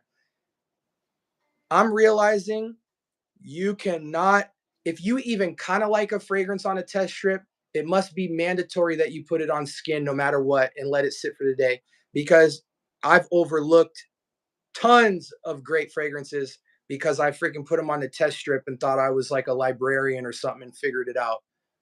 Yeah, fragrances aren't meant to be worn on paper. They're meant to be worn on skin. So Well, and you definitely look helps. and you look at the fact, like bro, I did a short telling people how to spray a test strip, and I was letting people know that if you see wetness on your test strip, you did it wrong, because if there's heavy alcohol present, you are not getting the fragrance dried down, which is what it's supposed to be, alcohol gone. Right. And I was amazed how many people said, I never knew that. So many people said, I sprayed the test strip till it's juicy, wave it, and then smell it. If you're doing that, that's not the smell of the fragrance, truly. Um, and you might have smelled tons of fragrances that you really don't know what they actually smell like. So that was kind of crazy. I was blown away that people were like, oh no, like I make sure the thing's wet before I smell it. And I'm like, yo, if there's alcohol, you're smelling like fragrance plus alcohol. So you might be misreading a ton of bangers. Not for sure. Yeah, you got to put everything on skin for sure. I was dude, bro. Have you ever gotten into this house yet? Spirit of Dubai. No, I haven't. Oh man, I this haven't. bro. I'm gonna have to send you a decant of this one. Bro, houses that I've smelled in either at a retail store or friends bring them over that I'm really like green to is like Bodacia. Like I have a few, but there's so much Bodacia. Like I didn't even realize how much Bodacia there was. Bodacia, Fragrance Dubois, and Spirit of Dubai. See, here's something I've noticed about Bodacia, and I actually have a video coming out tomorrow on a Bodacia fragrance. But um, I've only smelled a few so far, like 4 or 5, and I noticed that especially in the opening, they smell like ultra high quality clones of other things. Mhm. But then when they start to dry down, they change a lot, and Yes. they start to become something different. It's kind of weird, Yeah. but And that's Fragrance Dubois too. Like, I went to a Neiman's and they had over like 50 Fragrance Dubois out for test. And I was like, I was so overwhelmed by that I didn't even smell one of them. But I have experience with Fragrance Dubois because a homie of mine, he's like a niche head. He collects a lot of them. So he brought over like his top 10 Fragrance Dubois. And a lot of those are clones, bro. yeah, And that's one of the things we don't talk about. Like, designer and niche houses and even independent niche, everyone's cloning each other. And even unintentionally sometimes too. Like, you might just be sitting there like, yo, I like oud and I like rose, so I'm going to try to make an oud rose fragrance. And by accident, it's like, oh no, this smells like oud satin mood. right. You know what I'm saying? Like, so I don't That's true too. I've gotten to the point where I don't even care. But at the same time, it does make it hard as a consumer to check out a house because it's almost mandatory now that you get a discovery set, because there are so many clone-ish fragrances in a house. You have to smell the whole line to get to which ones are actually unique. And I think fragrance houses that have a lot more fragrances, most of them are clones, or they're just beat out by other fragrances that smell a little bit better. Um, that's another question though. Um, what house is the most transportive to you? Transportive. Meaning you smell the fragrance and it takes you somewhere else. Oh, that's a really good question. So I Man, say, I say house so you can actually have an answer. Because if I said a fragrance, like, that's I kind of can tell you a fragrance. That's the funny thing. I had one, but go ahead. okay. No, go ahead, bro. Let's start No, there. it's fun. It's the one I just literally picked up. It's this Azial from Spirit of Dubai, bro. This thing is like a tropical rainforest. What that would smell like Mm, to me. Like it I mean, if you look at the notes in this thing, they're just like a lot of like almost every fragrance from this house, there's a million notes. Kind of like old school fragrances, how they had like all those notes and stuff like that. It's like that, but this has like plum and every citrus you can think of, like grapefruit, lemon, everything, dude. It's got like rain notes in there, and it actually makes sense. Like it's got this watery type of like it literally kind of does smell like rain in a way. It's crazy. mm. This one, it smells like a rainforest to me. It's awesome. I'm definitely gonna have to send you a decant of that one. You got to try that one out. Yeah, it'll be cool to send each other some stuff because I feel like we have some stuff that each other don't have. That is like that, where it's like transportive. I'm really enjoying. Again, I'm not at a place yet where it's like, yeah, I would buy. I mean, I actually have power ranked them, but when I'm smelling the whole discovery set, I'm not even thinking about what I would wear because the fragrances are so diverse. Is the Javoy house? Yeah, Uh, you told me about them. I'd like to try some of their stuff. well, when you get a discovery set, you're used to getting like 4 to 8 fragrances. Like Javoy's discovery set is 16, Hmm. so it's double or triple the experience of any discovery set. And then their bag is just like,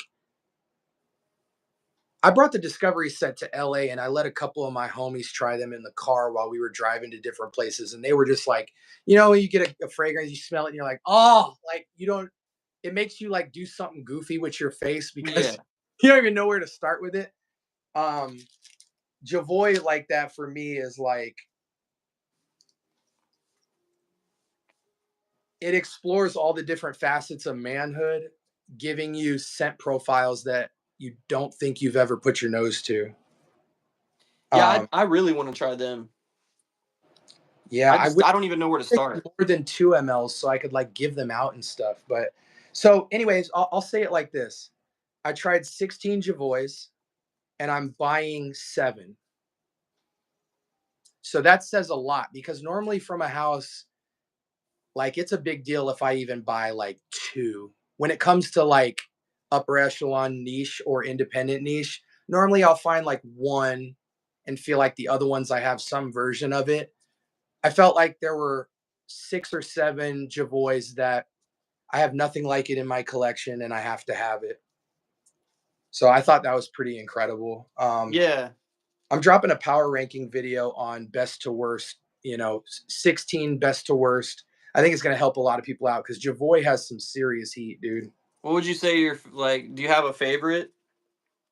The number one fragrance I would buy, I've never heard anyone say they either have it or would buy it, and it's I think it's Ombre Premier. Let me look. Yeah, Ombre Premier is was the number one for me. Hold on, let me answer. I just saw this dude say this real quick. Do you know a cherry chocolate fragrance? Yeah, bro. Go check this one out right here. Caspian cherry from Electimus. It's the most unique cherry I've smelled. Now, TT, you will have to decant that because TT has like less than five to 10 fragrances. TT's like 14. Oh, okay. But decant Electimus because you need the finer things in life. Dude, does Electimus not have some of the most boss bottles ever? Oh, I like their bottles for sure. This You one's feel like amaretto. It's like a boozy chocolate cherry, bro. But I know that might sound a little too much for some people, but it works. It works with this one, bro. I'm telling you. This one's a banger. I just went and grabbed it because I loved it. by the way, TT, congratulations on your 100 subs. And I'm going to tell you some real talk real quick. There's a lot of kids that follow me. Like at this point, like I feel like you remember the movie Little Giants? Yeah, yeah. I don't know if I've seen it, but I know what you're Like talking about. there's about 15 kids that are under the age of 15 that love tapping into my lives. And I'm kind of like their grandfather. That's what's up. So TT, I'm going to tell you some real talk real quick. I know you said you're starting your YouTube journey and you were asking for a lot of advice. And believe it or not, I did go on your page and I walked through your videos and everything you've done so far. You have to post. You're not committed. And I think the reason you're not committed to dropping content is because you don't have a lot of bottles. Find reasons to talk about the bottles. Don't look at your channel right now as a review channel. Look at it as these are the fragrances I like. This is where I wear them. This is why I like it. And just do that over and over. And you need to start dropping videos and don't act like a fragrance reviewer. Just act like a kid who loves fragrance and talk about it. Just look at it like you're talking about your life. But you need to drop more content because you ain't built like that yet. Don't listen to any of my advice about content creation because you're not. The first step to anything is uploading content, and you need to start dropping videos and not thinking. Stop thinking about it. So I'm glad that you went live. I watched your live, and you need to drop more. And if you drop more, I will continue to give you tips on how to grow your channel. Anyways, okay, back to the frag talk. Back to the frag talk. So, okay, so we definitely need to get on the horn because I have currently. Let me ask you this: Okay. do you have anything new in your house, decant wise, that you haven't got to yet? That is just sitting around, and you need to get to it and smell it and review it. Decant wise. See, it's crazy. I actually don't review decants too much. And I should, but So you've covered all the bottles that you have. You've already done. no, hell no. No. Oh, okay, Not okay. even close. I traded a guy recently, a friend of mine. We traded some fragrances. Like one thing I got in Reflection Man, which I've always liked from Amouage. Solid. You I know what like I this got? one. Have you? I honestly, I feel like an old man because I kind of am, not age wise, but like I've always just been like an old fart soul. But I picked up Epic. Oh, I've actually never smelled that one. I've never smelled that. Epic is like a forest green type joint. Yeah, I just had to get it. But Amouage and Xerjoff to me, I really respect them because their fragrances are clearly like top tier, but it's just really hard for me to find like my signature fragrance with them. Like there's some fragrance houses I feel like I could fly through the whole line. Like when I smell all of Initio, I'm like, yes, no, yes, no. You know what I'm saying? Like I can very quickly make a decision. With Amouage and Xerjoff, those are just houses to me where I've smelled almost everything in both of the lines. And their fragrances just have like, they're kind of artsy, they're kind of complex, they're kind of different than this other stuff I've smelled. I've gone back to them over and over and over, and I can't make a decision every time. It's like, so what I do is I go and I get a sample and then I wear it for like a week and then I take some notes. And so I've been taking a lot of notes on those two houses, trying to like not just buy a scent that's cool, but that I would wear. Because they are challenging. Not that they're difficult to wear, but it's challenging to find your signature scent in them because they're all very they're almost like the Beethoven of scents. You know what I'm saying? Like Yeah, it's I can just see a what you're saying. symphony. It's like a symphony of stuff going on, and you're like, man, is that even my favorite song? Have You you know? tried this one? Guidance. I have, I have. See, I love this one, bro. It's not for everybody, and I know it's a women's fragrance, but it's not. I think this stuff's unisex for sure. I have a friend on we met through Facebook, and he's got a big niche collection. Like he's got all kinds of really crazy stuff. He tried this recently. He said it's the best fragrance he's ever smelled in his life, and he had to get a bottle of it. And I will say it's very unique for sure. It's a good scent. I Um, like it a lot and too. it What is up, Bo? strong, bro. This stuff is crazy strong. Yeah, I remember that. In fact, I distinctly remember that. Hey, somebody asked in the chat, I need a catchy, mass appealing, pleasing. See, I hate when people do this. They'll say like, give me something that's black but also white. So he said, I want a catchy, mass appealing date fragrance, but at the same time, challenging, mysterious scent for a creative, fine artist. That you ready? You ready for it, Shalav? It doesn't exist. Wait, hold on. What's this question? Catchy, mass appealing for Catchy, date. mass appealing date night, but also mysterious and creative. Okay, hold up. I can't. Yeah, okay. That's confusing, but I kind of get what he's saying. Um, yeah, that's kind of tough, but I could probably answer him honestly Okay. if I look. Um, you know what, bro? Mm, Mass go go appealing date night mystery fine arts. go with African this. leather? Okay. Go with this. And look, I don't think it's too much. Like, don't go crazy spraying this for a date. But at the same time, it's mass appealing. It's a little, it's mysterious. It's sexy. It's spicy. It's masculine. I think it's It smells everything amazing. I think it's everything but artsy. It's not an artistic fragrance. I call this tiger piss. This Tiger piss. it's when I say that people like run away, but I mean that in the best way possible. This is the king of the jungle fragrance. If your spirit animal is a lion, you wear this fragrance and you go to any event and feel like you can bag any high tier woman you see. It's like Sauvage, not scent profile, vibe wise, because Sauvage is like bad boy, but still trying to be a little bit sweet, like it's double playing. Yeah. Um, this is that on like level 10 because it's like this smells like a lion growling to me. You're talking about African leather. African leather, Yeah. Memo Paris. Hey, it smells like you, as my boy, Demand Cologne. Shout out to him. It's you got a pair. You know what I mean? If you're wearing that, you Yeah, got a big old yeah, pair. You yep, know what I'm yeah. saying? This is that lion where his nuts just drag on the desert sand as he walks away. You Yeah. know what I'm saying? Like, but you know what? One thing I will say It'll about make a African leather statement. It'll make a statement. every time, this is what I think about this fragrance. There's Carlisle and then there's African leather. If a guy walks up wearing Carlisle versus the guy walking up with African leather, Carlisle's getting the friend zone.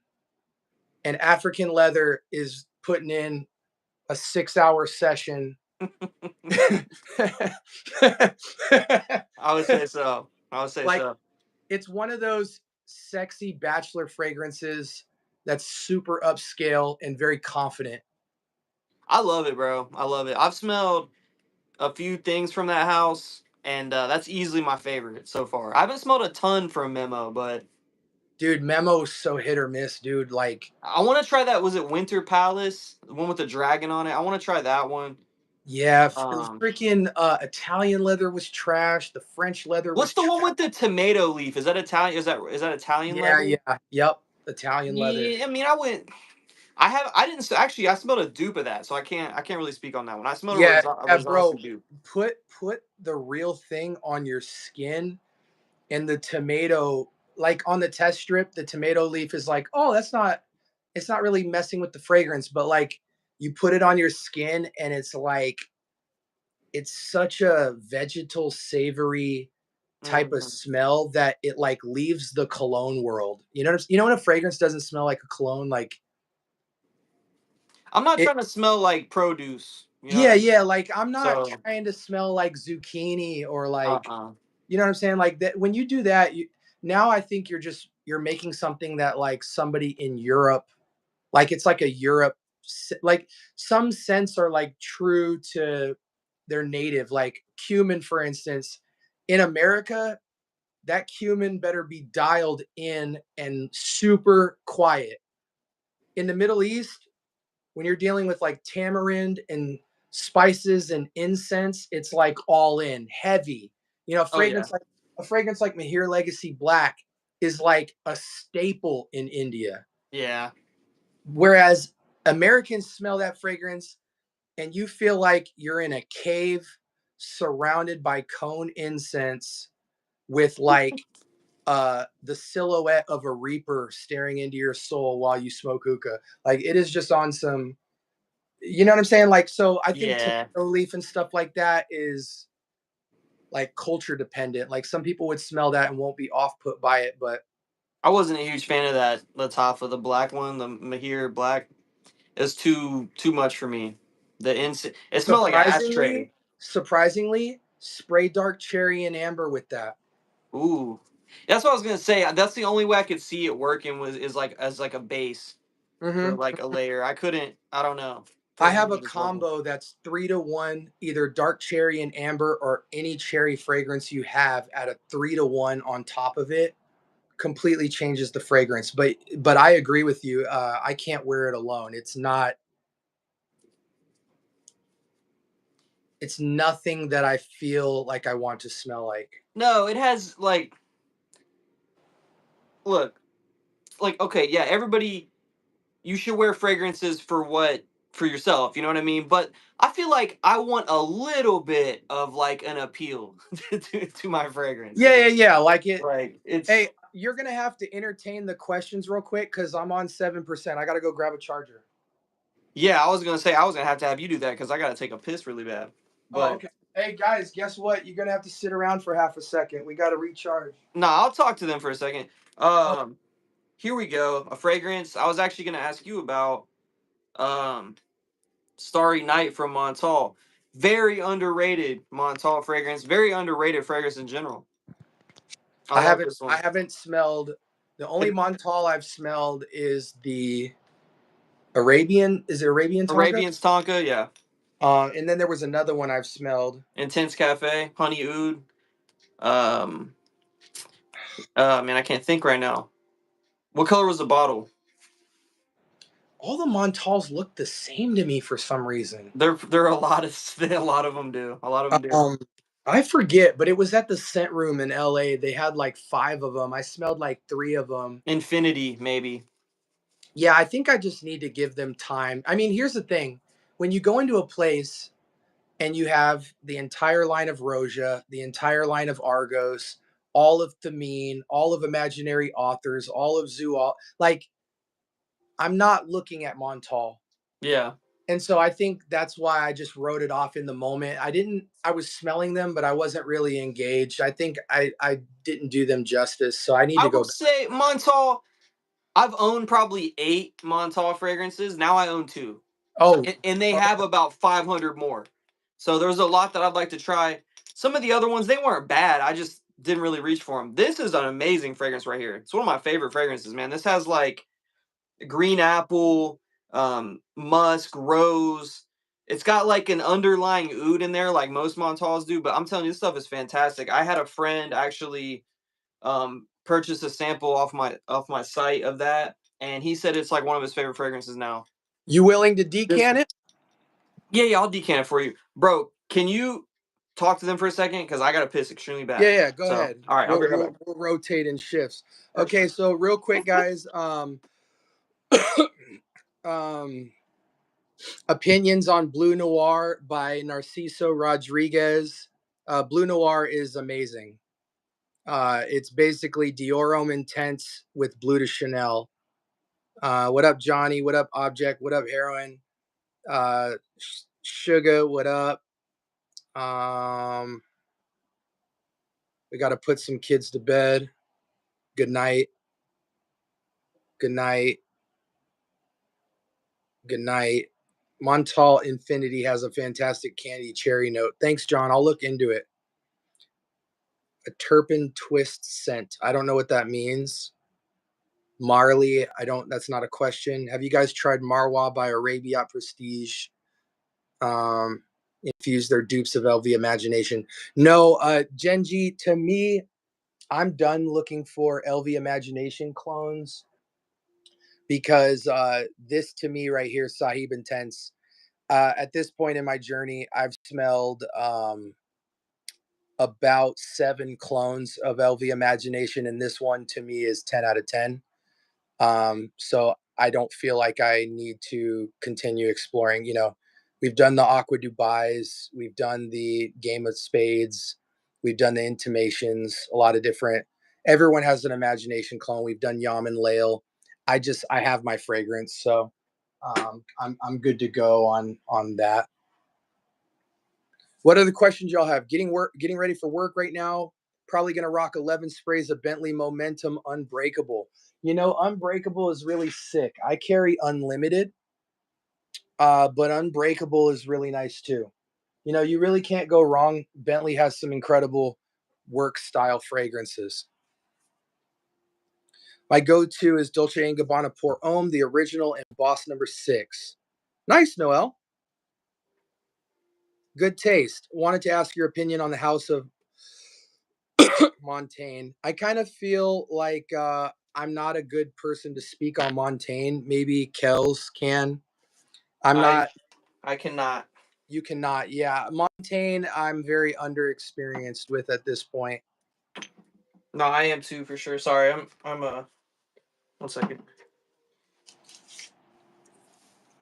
Yeah, I've been wanting to try Montaigne for a long time, but I just never have yet. I'm gonna take a piss. This guy asked, "What's your opinion on Supremacy Collector Edition?" I'll try to answer a couple of questions.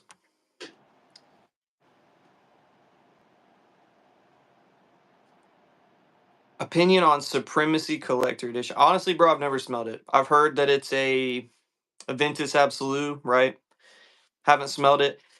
I'm not the biggest Aventus Absolute guy, personally. I think it's all right. It's just not really. It's not really my thing, personally. Funny thing is though, if I can find it, where is it?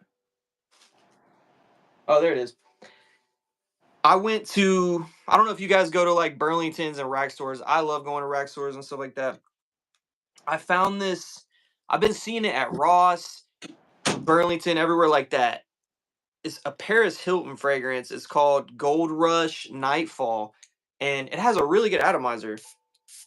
And to my nose, what this is Aventus Absolute with some vanilla, and it's like $14 at Burlington and Ross. I was actually out of town and going to Cedar Point, and I stopped at the Ross up there, and they had this. That's the first time I saw it, and then I went back home, saw it like 3 or 4 more times. I was like, you know what? I'm just gonna pick that up. There's no info on it online, and I grabbed it. It's all right for what it is. doesn't perform amazing, but Mm. $32. Seems like everybody's rocking Tom Ford nowadays or similar. I don't know about you, but I mean, how many people do you run into, Kels, that wear fragrance? I'm not talking your friends. I'm talking strangers. Funny thing, look, I'll get to that right now. But the funny thing is, okay, I've been smelling people, bro, that smell like Hawass, like left and right, bro. That stuff is everywhere. I've been smelling it Walmart, Best Buy, everywhere I go. Somebody smells like Rasasi Hawass. It's crazy. Um, Well, I'm gonna tell you this. You know what it might be? I always tell people fragrances like Rasasi Hawass, Invictus Aqua, Nautica Voyage, Versace Pour Homme, good. Dolce and Gabbana Light Blue. A lot of those are so close that maybe they're all wearing variations of those, but they all smell the same at this point. You know That's a what I'm good saying? point. That's a good point. I just look. I saw this picture. It was hilarious. I can't remember. I don't know if it was like Instagram or something. It was some kid in school, and he was selling Hawass to other kids, and he called it Riz juice for for like $20 or whatever, bro. There's kids in school drug dealing Hawass. That's how much TikTok took over with that Hawass, bro. I mean, guys, this is the reality. We are still in a world where most people don't wear fragrance. And even if they do, they have less than 5 bottles. True. So they're still getting a crazy high off of scents that we were like the first fragrance out of 600. You know, like people are still smelling Nautica Voyage and thinking great things. People are still smelling Coach for Men and their minds are blown. Coach People Ferment's fired. no. I'm naming good Yeah. fragrances. I'm just saying in our journey, we would not go to other people and be like, so I got Nautica Voyage, I've got my Coach for Men. Yeah. Like that's not what we show people at this point. People are still getting their minds blown on Spice Bomb Extreme. People are Mm-hmm. still getting their minds blown on Dior Cologne. People Mm-hmm. are still getting their minds blown on the whole Jean Paul Gaultier line, Gucci Guilties, Givvanchi's, and even Rack Store. People are still getting their minds blown off Banana Republic. So, and the reason why is because most people don't wear fragrance and they don't have much variety either. So, I believe it that somebody can get away selling Riz juice because technically it is because they're selling it to dudes who don't even wear fragrance. They're still wearing, what's the dude who sells the Dr. Squatch body washes and stuff? Yeah, yeah, yeah. You know, so to the guy who's just still shower gelling it up, yeah, it might seem real fly.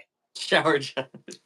Um, I saw somebody ask a question. They were asking about the Paris Hilton. Yeah, it's a golden black box. It's called Nightfall. There's literally no reviews on it.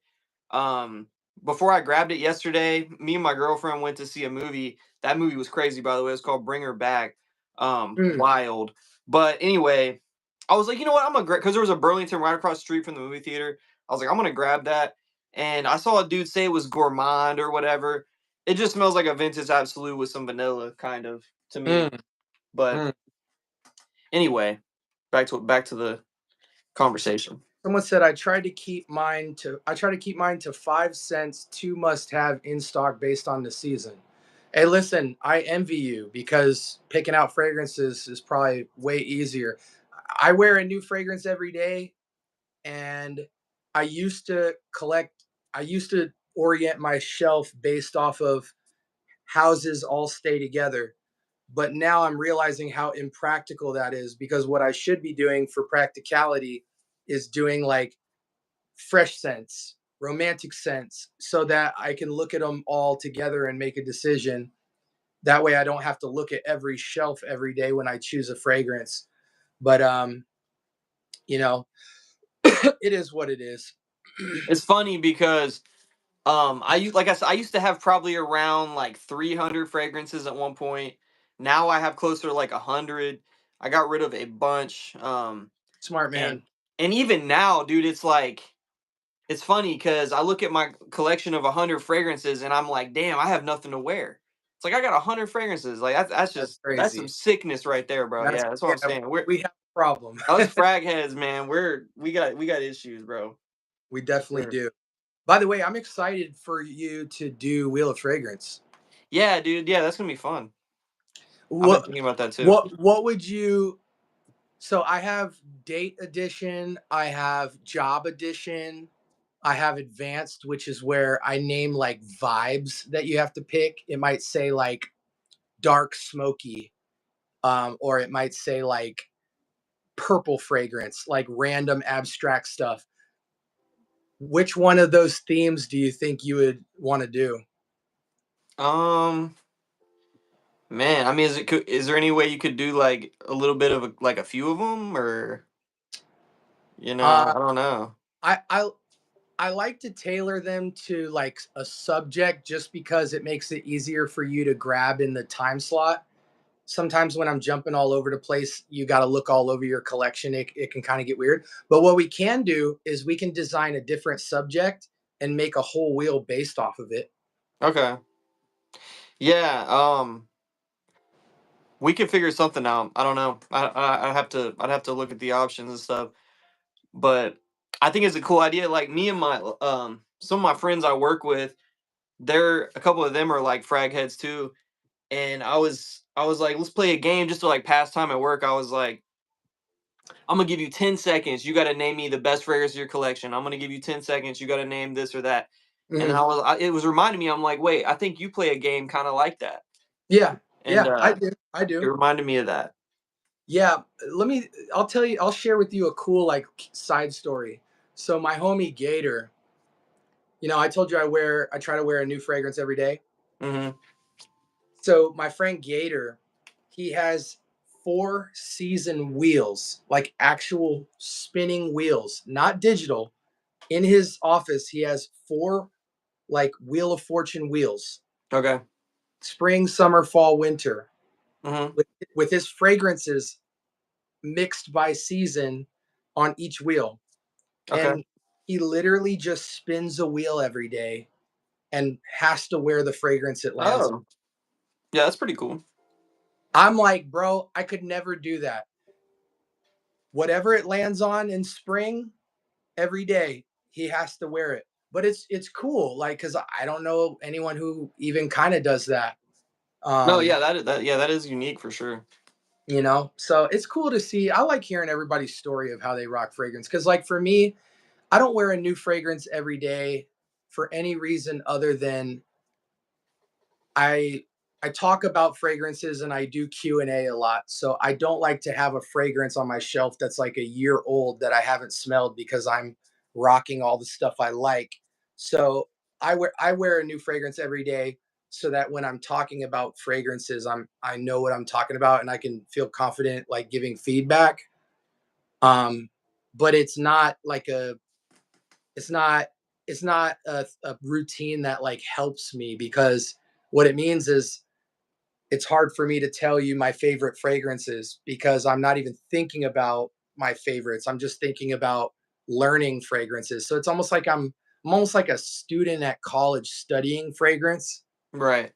You know what I'm saying? So um it's changed how I view fragrance because like I collect a lot of stuff just to have it almost like a scientist would like have a certain thing that he looks at under a microscope just to have it, but that's where I'm at. Like in the content space, what's more important is smelling stuff for the sake of smelling stuff, not necessarily like building your elite collection. Maybe I'll get to that point one day, but I think my fragrance collection is elite, but for different reasons.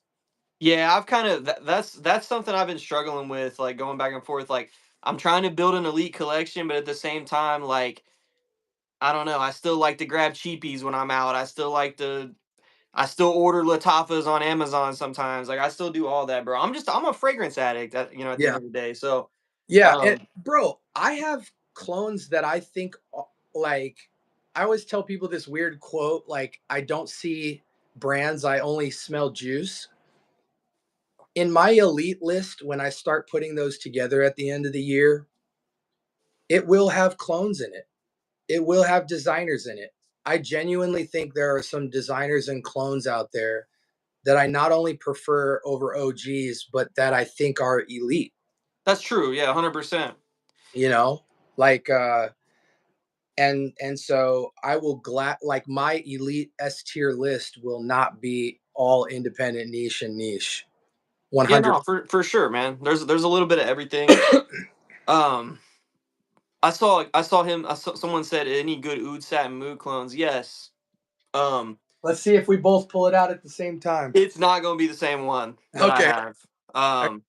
I gotta get down. I gotta get down here, bro, and get it out. Okay. Go ahead. It's down here. Is it this one? I think it's no. It's this one. I also need a new chair, bro. I hate this chair I'm sitting in. It kills me. Okay. This one right here. Oh, I've heard that one's really good. The Ministry of Oud one. I've heard that one's really good. I've never smelled it personally. But this Pure Royal from FM World, I believe is what they're called, 995. This one's great. Is that an inspiration house? Yeah, it's kind of a weird thing to be honest. So they reached out to me. They're like a it's kind of weird. I don't really know, but they make fragrance. They have like a huge thing that they do where you can become like an ambassador for them and all that. I didn't do that, but they sent me some fragrances, and this stuff is awesome for real. It has all the depth of Oud Satin Mood. It's got the vanilla in there. I tried what was it, the Fragrance World one? I wasn't crazy about that one. Yeah. But this one, it gets everything right, man. It's really good. It performs just like the Oud Satin Mood. The oil concentration is high. The quality is really good. I like that one. And then, like I said, I wouldn't really call this one a clone, but this one is kind of like Oud Satin Mood with some citruses on top. Phoenicia by the Merchant of Venice. And this fragrance, you can get a tester bottle, and it has the cap for like $45-$50. Usually it's like $300. So really good deal. Really high quality stuff right here. This one's like a dead on clone. This one's kind of a twist, but those are both great. Yeah. No, I don't think Oud Satin Mood is hard to clone, but there's definitely S tier clones and like B tier clones. I like You that could guy's question right there he asked, but no, what were you saying? My bad. what was the question? He said you can make a perfect fragrance. You pick 5 notes. What are you picking? I actually have thought about this like in my head at work and stuff when I'm just like zoning out and stuff like that. Um, I'm not 100% sure. I really like red berries. I really like cashmere. I really like um bergamot. I'm trying to think. See that now that's kind of sounding like Danae or something from Argos. Bro, Um, you might like slow explosions, bro. yeah. Apple, citrus, cashmere. Does it have red berries in there? No, but to me, I look at apple and rose absolute as kind of a red berry-ish take. Like I said, it smells like red sangria. Okay. I'm trying to think. Cashmere, red berries, maybe some vanilla in there. Benzoin. Okay. Um, man, what's another one? Uh, I don't know. I kind of want to go. There was this website you could make your own fragrances and stuff. I did it like years ago. I kind of want to go on there and try that. That might be I cool. can't answer that question. I'm not at the stage yet in my journey where I know what I would put together, but what I know is I love mineralics. I love really fresh smelling resins. I love grapefruit. I love vetiver. I love iris. I love violet leaf. Um, uh, I love suede. Yeah, yeah, I Uh, love suede too. You know, I love a really smooth pipe tobacco that's soft. I like tobacco too. Um, you know, I know the notes that I like and that I would want to play with, but as far as combos, you know, one topic I really want to do in the future is like fragrances I think missed the mark and how I would have changed them. Yeah, that's a cool one.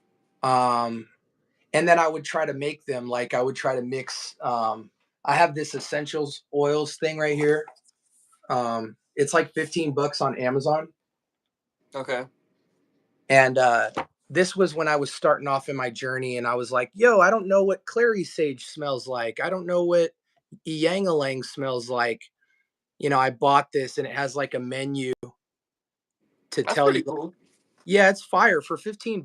I mean, and you can get up to like 100 pack of this, but it's really cool because, like, let's say you have a fragrance, you wish it had more vetiver. You can just dab some of this vetiver oil on your skin and then spray the fragrance on top, and it'll push more vetiver out. So you can manipulate fragrances with this. So maybe Yeah, one day I'll mess with some content with that when I have some more time, for sure. that was the thing for me too. Like, there's still notes out there that I can't pick out in fragrances. You know what I mean? So Yeah, that might be kind of cool. yeah, yeah. Me too. There's definitely some notes where it's Yeah, like, man. Cause like, look, bro, I love fragrances. I can't tell you every single like. I smell something. Oh, this has freaking Divana in it, and like I like it's like mhm. I'm not that guy. I'm not the guy who can break down every single note in a fragrance. Don't get me wrong. I can pick certain things out, but Well, and it's unfortunate that Fragrantica doesn't tell you how much of what is in there. It might say apple, and there's like literally, 0.02% in the blend of apple, and you don't know that. So you just see apple in the base, and you anticipate smelling the apple, and you can't. So it's like Fragrantica, somebody broke down Fragrantica so perfect. They're like, they're either completely right, completely wrong, lying to you, or making up notes that the original perfumer never lists. mhm. It's so true. It's just like a giant mixed bag of what the hell. And but it's just a tool. Yeah. Sometimes it misses the mark, sometimes it doesn't. But again, the stuff you and me are talking about, it doesn't cross anybody's mind. Like we are nerding out because we like this stuff.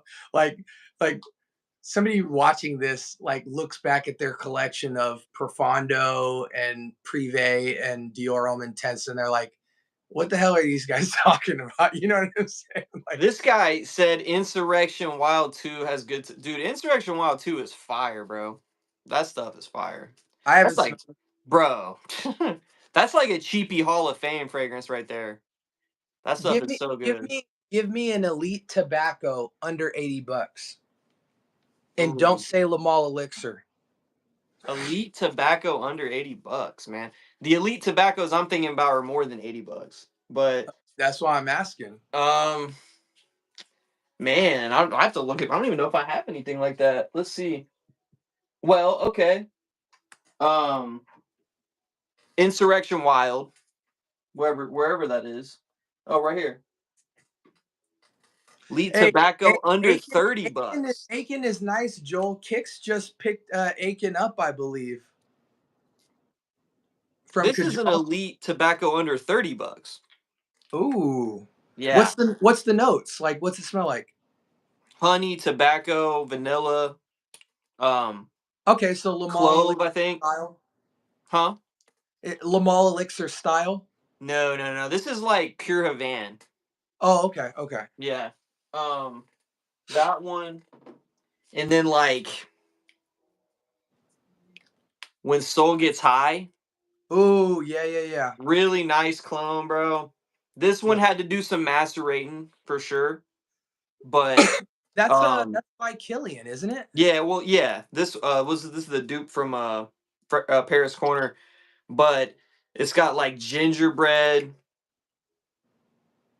um, very spicy, sweet. It kind of, you know what it smells like to me. So if you've ever smelled, have you ever smelled Tobaccoleur from Dior? Yeah, yeah, yep. Okay, so take that and mix it with Ojan from Parfums of Marley. Ooh, dude, I love Wajan. That's kind of what that is. Oh, you know what? Okay, hold up. Here's another elite one right here. Look, I'm not trying to toot my own horn. I'm not that guy, but I was one of the first reviewers for this one right here, bro. Milano Privé from Paris Corner, Mm, banger. This is like the best 1 million Privé clone. I used to have 1 million Privé. I had every 1 million actually almost. I was missing like 2. I was gonna say you love And you some 1 million, and I do agree with you. Like Lucky and Elixir, and the other one is really nice. yeah, I got rid of all of them because, well, not all of them, but I got rid of my 1 million Privé. I needed some extra money. It goes for a pretty good amount, so I sold it. I kept this one. It smells exactly the same. It performs better. So this is one of those cases where the dupe is worth it for that one. I'm gonna Um, show you my elite tobacco. all right. Oh, see, I've been wanting to try that forever, bro. I've been wanting to try that forever. I will pack this out for you personally. Pack it out for me personally. I want to try that one bad. What makes this so special is most tobacco vanillas always go sweet. Yeah. And this does tobacco, slight vanilla, and cognac, but it is drenched in cognac. And then what they do that I've never seen is the top notes is papyrus, bergamot, and mint. That So sounds awesome. it's like this fresh, airy brush on top of tobacco, vanilla, and like just straight dark liquor cognac, but it's super fresh. For 40, it's always sold out. Like this is like Lin Sumi from Laik. Every time it comes out, you got about 3 minutes to buy it, or it's sold out on Joma or fragrance buy. But this is grown man talk. But what I love about it is it's grown, but I think the perfect age for it is 30 because it has a freshness to it that scents like this normally hit heavy. Yep. This is different, bro. Bro, I've been looking. Okay, I've literally put that in my cart like countless times, and I don't know why I haven't grabbed it. I've literally been looking at it forever. I think people look at the word ombre noir and they just have a negative connotation. Like they don't know what this is going to smell like. But ombre noir just seems like such a typical name that this won't be that special. Dude, my brother smelled this tonight, and and he was smelling straight Rojas for the most part, Yeah, and he put this next to him immediately and wrote it down. Um, this is god tier designer Hall of Fame stuff right here. I can't wait to try that one. I can't wait to try that one. The push on it is absolutely insane. See, Um, somebody said, what did he? Best designer line in your opinion? oh man, shit. I've gotten rid of so many designers, man. Um, that's kind of tough. That's kind of tough. I would say I'm really not sure. I'm gonna have to think about that one for a second. What about you? Um, my answer is complete scent bubble bias. I'm not giving anyone a political answer on what I think you should go buy. The only line I've ever bought every fragrance from is La Leak. Leak. Okay. Um,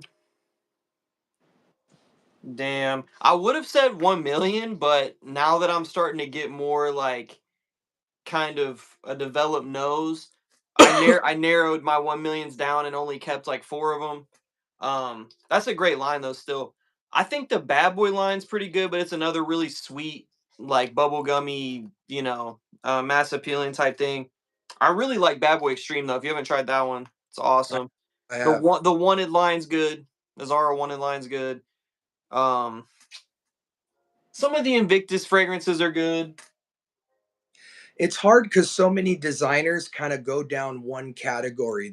I don't know of a lot of designers that really give you a fragrance for every major occasion. You know, a fresh fragrance, a romantic fragrance, a upscale casual, a gentleman fragrance. You know, when I think about Givvanchi, it's like all classy, all sexy. That's And a good line, though. That's a good yeah, line.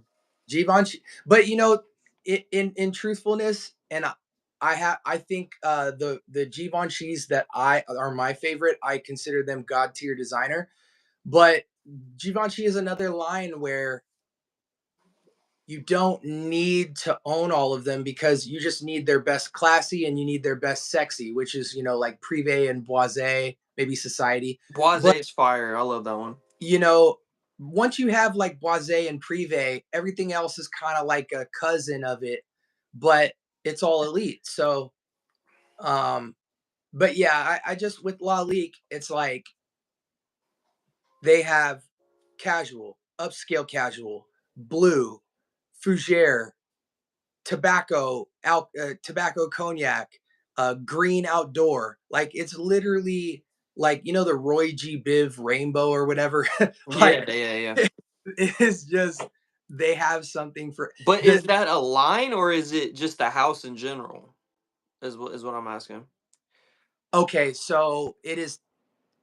It's not a line. It's not a line. It's a house. Okay. But I kind of consider La Leak a line because they only have like 10. Okay. You know what I'm saying? Like they don't do lines. They don't have a single. The only line that La Leak's ever done is the Encre Noir trio. Yeah, that's right. Yep. But those are the worst fragrances in the entire house. Yeah. You know, like if anybody first buys Encre Noir or Sport or A la Extreme, they will never buy a La Leak fragrance ever again because those are just like Amouage level, like weirdo. You Yep. know, you're a guy that like nobody knows, and you own these fragrances. Mhm. And then like everything outside of it is like super mass appeal. You know, you got a fougere, you got a blue, you got a tobacco. And then they just make all the sense in the world. But I really hate La Leak for that reason. Fragcom really ruined La Leak to the point where nobody even thinks about La Leak because all this talk about the Encre Noir series, people will smell Encre Noir and then just be like, what the heck is this? And then they'll never try anything else. Yeah, I don't have a whole lot of experience with La Ligue, to be honest. I've only tried um Encre Noir. Wasn't a fan, obviously, of that one. Terrible. Yeah. He said Givenchy Gentleman Society Ombre is OP. That is fire. I love that one. I'm waiting until that gets down in price a little bit. That stuff is amazing. John Varvatos has some bangers too, Henry. I'm just not in my journey right now. I'm not like excited to go collect Varvatos, but they have some classics for sure. Yeah, see, my thing with Varvatos is like they don't perform. You know what I mean? Yeah, I don't need every John Varvatos fragrance because like I had this conversation when I made my fragrance hoarding video. Like, do you need every single John Varvatos fragrance? No, no, I don't think you do. Not saying they don't have good fragrances. I just that's just it's my like opinion. it's like Banana Republic, you know. Mm-hmm. Banana Republic got some good ones. Tobacco and Tonka Bean's a good one. Midnight Hour, Dark Cherry and Amber. That thing doesn't perform though. Let's be honest. Like the Dark Cherry and Amber, it doesn't perform. Um, None of them. The vintage green one performed okay That's my on me. favorite. Yeah, that one performed okay. And they're good fragrances for what they are. $20 at Burlington, you can't go wrong. They're rack store Hall of Fame fragrances for sure. But you Yeah, don't need every one of them. I have every Banana Republic in a 30 ml, and the only reason I have them is because so many people ask about them. That's true. You have every one of them. I have every one. Oh my goodness. You Um. know, but again, I have them in 30s. Yeah. So, you know, I could take $100 and buy the whole line Yeah. online. You know what I'm saying? So, and again, that was when when I started my journey, I didn't try to build a collection. I tried to smell every fragrance. So it was like a rite of passage when I started my journey to own every Banana Republic because it was at every store I went to. And so many people talked about it. I was like, okay, I must smell every Banana Republic. And you know, but if you guys are, those of you guys who are still here, I'm giving them all away. So if you want Banana Republic, we just gave away 150 ml of the vetiver one. And then in the 30s, we're giving all my 30s away, which are all full bottles every month. So if you want Banana Republic, you know, we got you covered. Pretty much all those Banana Republics smell good, though. You know, They do. They they do. all smell good. Except I don't know. I haven't smelled all of them, but like the Oud Mosaic, you got that one. Yep. How's that one smell? I never. You know, if you're under 35, it's way on the bottom of the list. If you were to do a power ranking, it wouldn't even be in your top 10. But, you know, older men swear by it. Like, Yeah, you know, but that doesn't mean anything. nah, for sure. My elite tobacco is probably To Me Continuum. Really? I had that. Wait, I had that one, and it was okay. I took it back to Ross, though. I'm not gonna lie. Elite? Sleepy. Elite? It might be a little past your bedtime. Elite? Hey, Y'all think man. Choco Musk? I've never heard of that. Have you Oh heard of yeah. Okay, hold on. Let me take over here for 2 seconds. Choco Musk. Okay, so I bought that a couple years ago. The spray version of it smells plasticky. It smells like a plasticky hot chocolate with vanilla. Ooh. The roll-on version of it smells a lot better. The roll-on version of it's pretty good. But How at did the end you of, how did you get to the roll-on version? um I just heard people saying try the roll-on, it's better.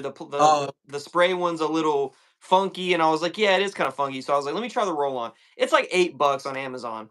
So it's like dirt cheap. So mhm. I tried it out. It's okay. It's a nice little layering thing, but I actually gave it to my girlfriend, and it smells really, really nice on her. But you know, Hey man, I gotta shout out Scott Colombe real quick. Let me show you something. Scott, and this is what the community is about. Scott sent me all these, that's dope. What are those? and these aren't these are no slouches. Ordo Parisi, Amouage, Aaron Terrence Hughes, Okay. Nasamato, Tom Ford's Discontinued, Supers, um, uh, 1 million Golden Oud. I think that's Discontinued. I have that one. Um, just a bunch of elite fragrances and labeled them all nice and packed me out. Um, so shout outs to Scott for looking out. He just said, "Hey man, I'm really interested in your take on these fragrances." And it's because of guys like Scott that I'm sitting here with just, you know, ridiculous amounts of stuff I haven't got to yet to review. We've got the Etat Libre d'Orange set that I still need to go through. We've got I tried all those. we got to go through the Javoy. I mean, it's just I'm not behind, guys, but I drop episodes every day and I still can't catch up. So, There's only some, yeah. It's tough. I got in that trade I did for the reflection. Dude sent me a whole bunch of samples. I got a bunch here. This was the one that was like really, I was interested in trying was this dirty rice from ooh, Born to Stand Out. And when I smelled it, I'm not really crazy about it. dude, I'm gonna give smell it again. give Born to Stand Out a shot No, with I like them. I like their house, but they're Korean and they make some of the most innovative scents. I was really impressed with what they did with the cannabis, with the Mary Jane. I was really impressed with what they did with Sin and Pleasure. That was like, oh my gosh, that was a sickly good I don't fragrance. think I've smelled that one. Sin and Pleasure is crazy. I smelled Fugazi. I smelled Sugar Addict, Drunk Saffron. Drunk Lovers is really good. I like that one. I tried a bunch of them. Fig Porn, or Yeah, yeah. I tried a bunch of them, and they were pretty good. I really appreciate they're trying to innovate and their branding is really sexy. Archer said, "What stuff does Duke Dennis wear that the girls go bananas for?" I believe it's Side Effect. So check that out. I mean, honestly, if you are thinking about side effect, and it's a cool scent, but I think Absolute Aphrodisiac's way better. That's just my 2 cents. I don't like side effect that much. I think it's all right. Absolute aphrodisiac's good. Narcotic delight, I think I like more than all of those though. Narcotic Delight is really good too. I actually have Aphrodisiac in the mail, so I'll have that next week. Um, what was I going to say? In a weird, twisted way, Body Al Oud Amethyst smells like side effect to me. I've smelled that one time. Body Alu at amethyst. And I think that's why I don't like it. Um, it's just I think side effects got like a it's got this Middle Eastern spice in it that's off putting to me a little bit. And I don't know. That's just me. I think I just don't like jammy rose.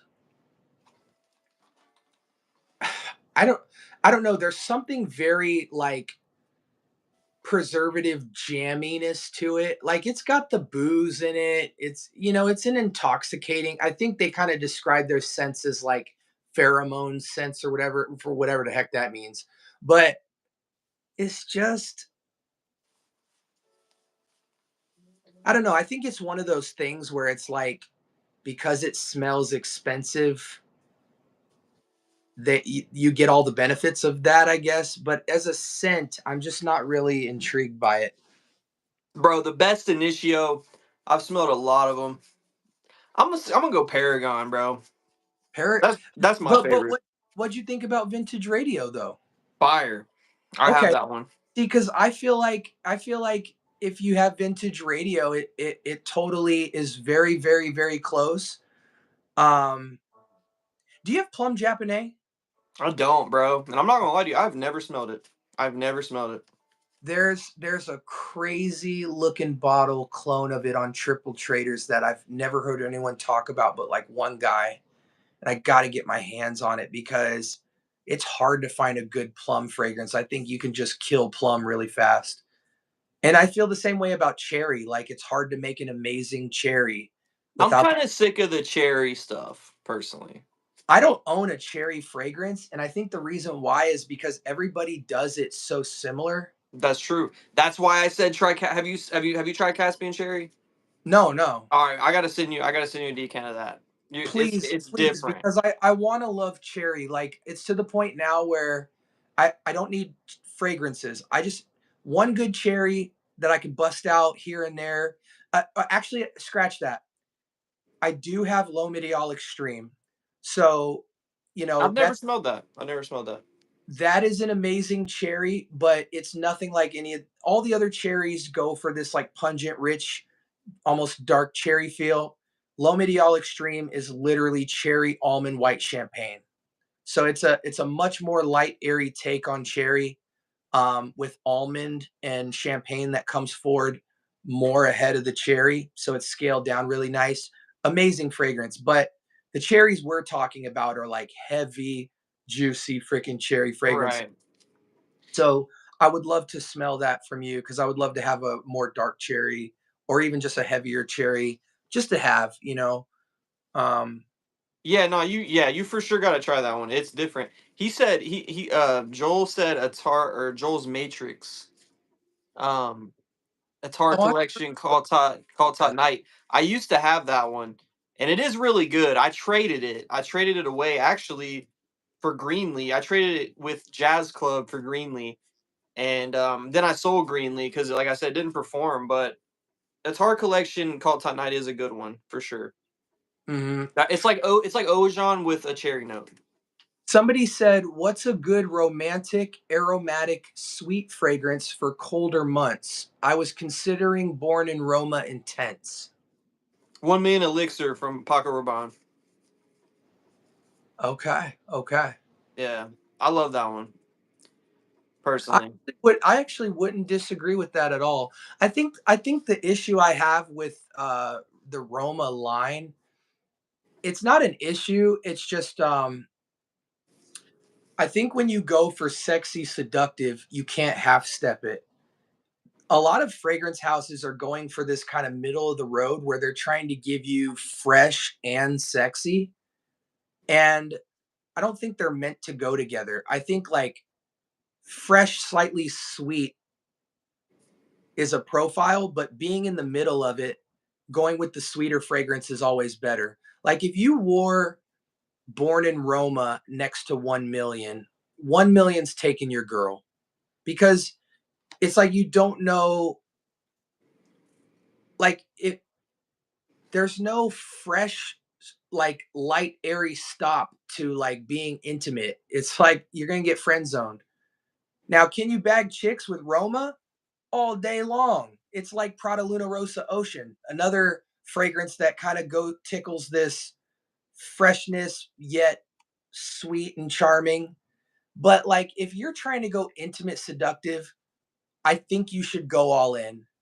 When you compare a fragrance like let's talk vanilla for half a second. Armani Stronger with You Intensely is a good fragrance. But I think when somebody stands next to you wearing like Wajan, he just means a little more business than you. Like now you kind of feel more like a holiday Thanksgiving guy in a turtleneck versus a guy that's like literally trying to bag this chick and is like all in on the sexy. I don't think you can half step sexy, but that's just me, you know. So I prefer my seductive sense to be heavy unless it's like loam, Yeah. you know. But even loam, like I don't have a lot of loam like fragrances. Loam just does something to me. Um, Most of my sweet scents are like heavy. I'm gonna get you. I want you in my car. Like we're leaving right now, or you know what I'm saying? Like they're very straightforward. Um, and then if I'm going fresh, I think just being fresh and classy is sexy. I don't think you need it to be sweet. Now, granted, we could talk about something like Dior Homme Cologne, which is very nice. We could talk about Dior Homme Sport, very nice. We could even Prada Luna Rosa Ocean, Valentino Uomo Intense. Those are cool fragrances. I'm not like I would wear them, I but like Prada. I like Prada Ocean Lait Parfum. I like that one a lot. oh, I love that fragrance. Yeah, that Absolutely. one's fire. It's You it's know, it's got this like I don't know. It's different. I like that one a lot. so it's one of those things where in that style where it's like tickling sweet and tickling fresh classy, I think every 20 fragrances that gets made, one really gravitates towards me because when I'm going to go classy, not only that, but I think also because when you have fragrances like Gentleman Boise, what fresh, sweet, classy fragrance is really touching that? Yeah, dude, that Gentleman Boise, I still don't own that. That's another one that's been in my cart forever, and I just never. I don't know why I don't grab it. I love that one. I actually just picked up Reserve Privé. I just picked that one up. I need to grab Boise, and then like I said, that new Ombre one, that one's real good too. I like that one a Mm-hmm. lot. I agree. Scott, listen, I'm not going to bug you for your plum Japanese decant, bro, since you're on low juice. But Christmas will come sometime this year. So just putting that in your ear. Um, let's see. Scott says FY cherry note. In my opinion, Aramis is still the best fragrance. I never heard of Aramis. Never heard of Aramis? Aramis. Yeah, That's what is like that's like an old fragrance, man. That's like the back. That's like your dad type okay, so shit. this fool's still talking about how Mugler is the greatest fragrance ever. Aramis is like I've smelled it like once, and I don't. It's some old school stuff for sure. We did, guys. Listen, it's 2025, man. You guys stop taking fragrances from the 90s and trying to, it's like that old guy in the barbershop, like trying to, talk about when he used to be a varsity basketball player. Like it's not that it's not true. It's just no one cares. It's funny. It's funny. One day, here in like what 20, 30 years, imagination's gonna be old school. Oh Fucking, my you know what I gosh. mean? Like that shit's gonna be I can't wait. dated. I Yeah, can't bro. wait. Like it's just like, look, man. Like I said, imagination, good fragrance, everything like that. But man, I can't go a day without seeing like imagination stuff. It's just like the hype on that thing is crazy. I will say this: grapefruit does something to me in a way. Grapefruit and lime, not together, but just as notes, are so much more appealing to me than orange and lemon and bergamot. To the point where I realize I have a bias with those and I give them extra points that they probably shouldn't have. In the same way, I do know very, very grown men that have great taste that I respect that absolutely love imagination. So I think for me, it's just maybe the citruses they chose are very average to me. And because of that, I just write the whole fragrance off. But that being said, I don't like it. Listen, the first time I ever talked to you, you were telling me how much you love grapefruit and vetiver. That's like one of the only things that stuck out to me the most. I was like, because that's when I was telling you about the light blue forever, Yeah. like grapefruit and Amazing. vetiver. This stuff's awesome. I mean, and you know what it is? Dolce and Gabbana Forever is basically Elysium simple. Yeah, for me with Elysium, I get more like of an orange. I get like an orange vibe from it. But Well, because it's a citrus basket, right? Whereas Dolce and Gabbana Forever is just like linear grapefruit, but it it's the same concept, like citrus. I don't want to say on woods, but like Elysium has definitely got a lot more going on it. It's a citrus basket. It has amber and vetiver and all that stuff. It's a more like complex fragrance, but like I think a fragrance like Dolce and Gabbana Forever is like a minimalist take on that style. yeah, It's like give you some tart citrus, give you some classiness on the base, make it sing. But it also, man, there's so many great grapefruits to me. Like Elysium's cool, Dolce and Gabbana Forever's cool. Grapefruit's also in Gray Vetiver, which I'm like biased to that fragrance. It's like one of my favorites.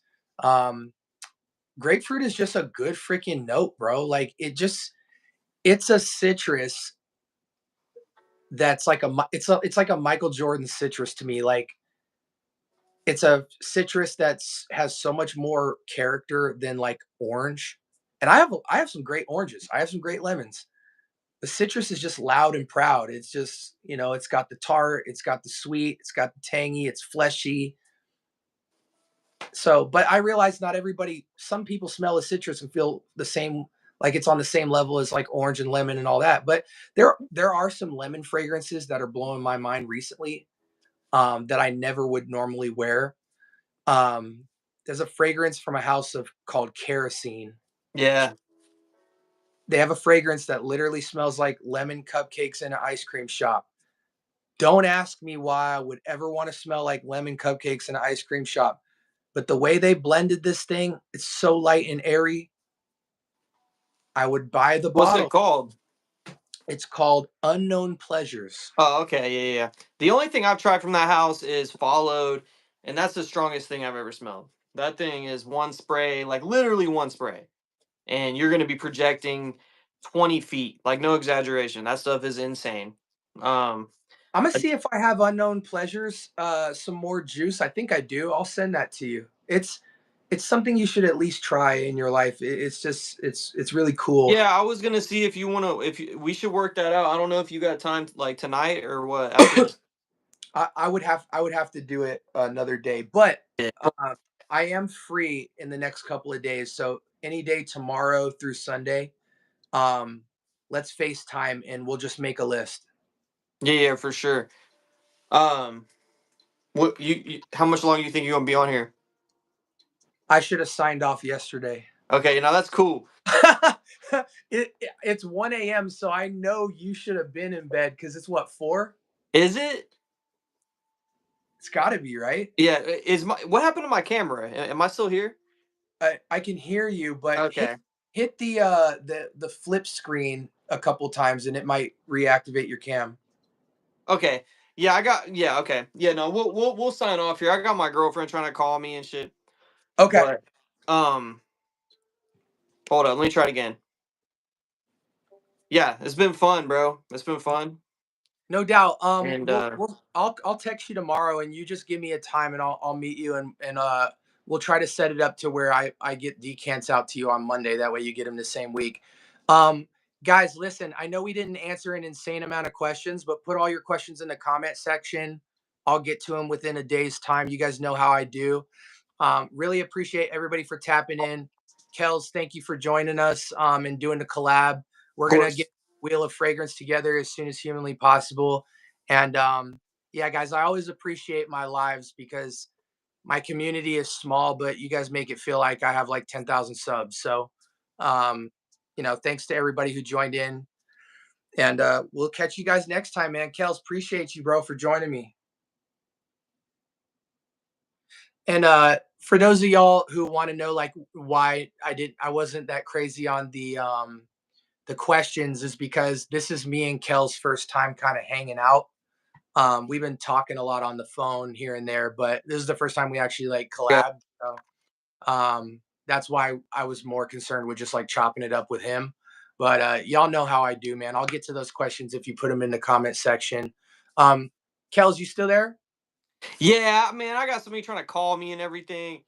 I'm No, sorry. you're good. I'm gonna sign off. Is there anything you wanted to say? Yeah. Thanks for all the questions, everybody. Sorry we didn't get to answer them all. That's about it. Okay. Keep rocking. Absolutely. Hey guys, love y'all, man. I'll talk to you guys soon. Stay tuned for the episode dropping tomorrow morning. Peace. Be blessed.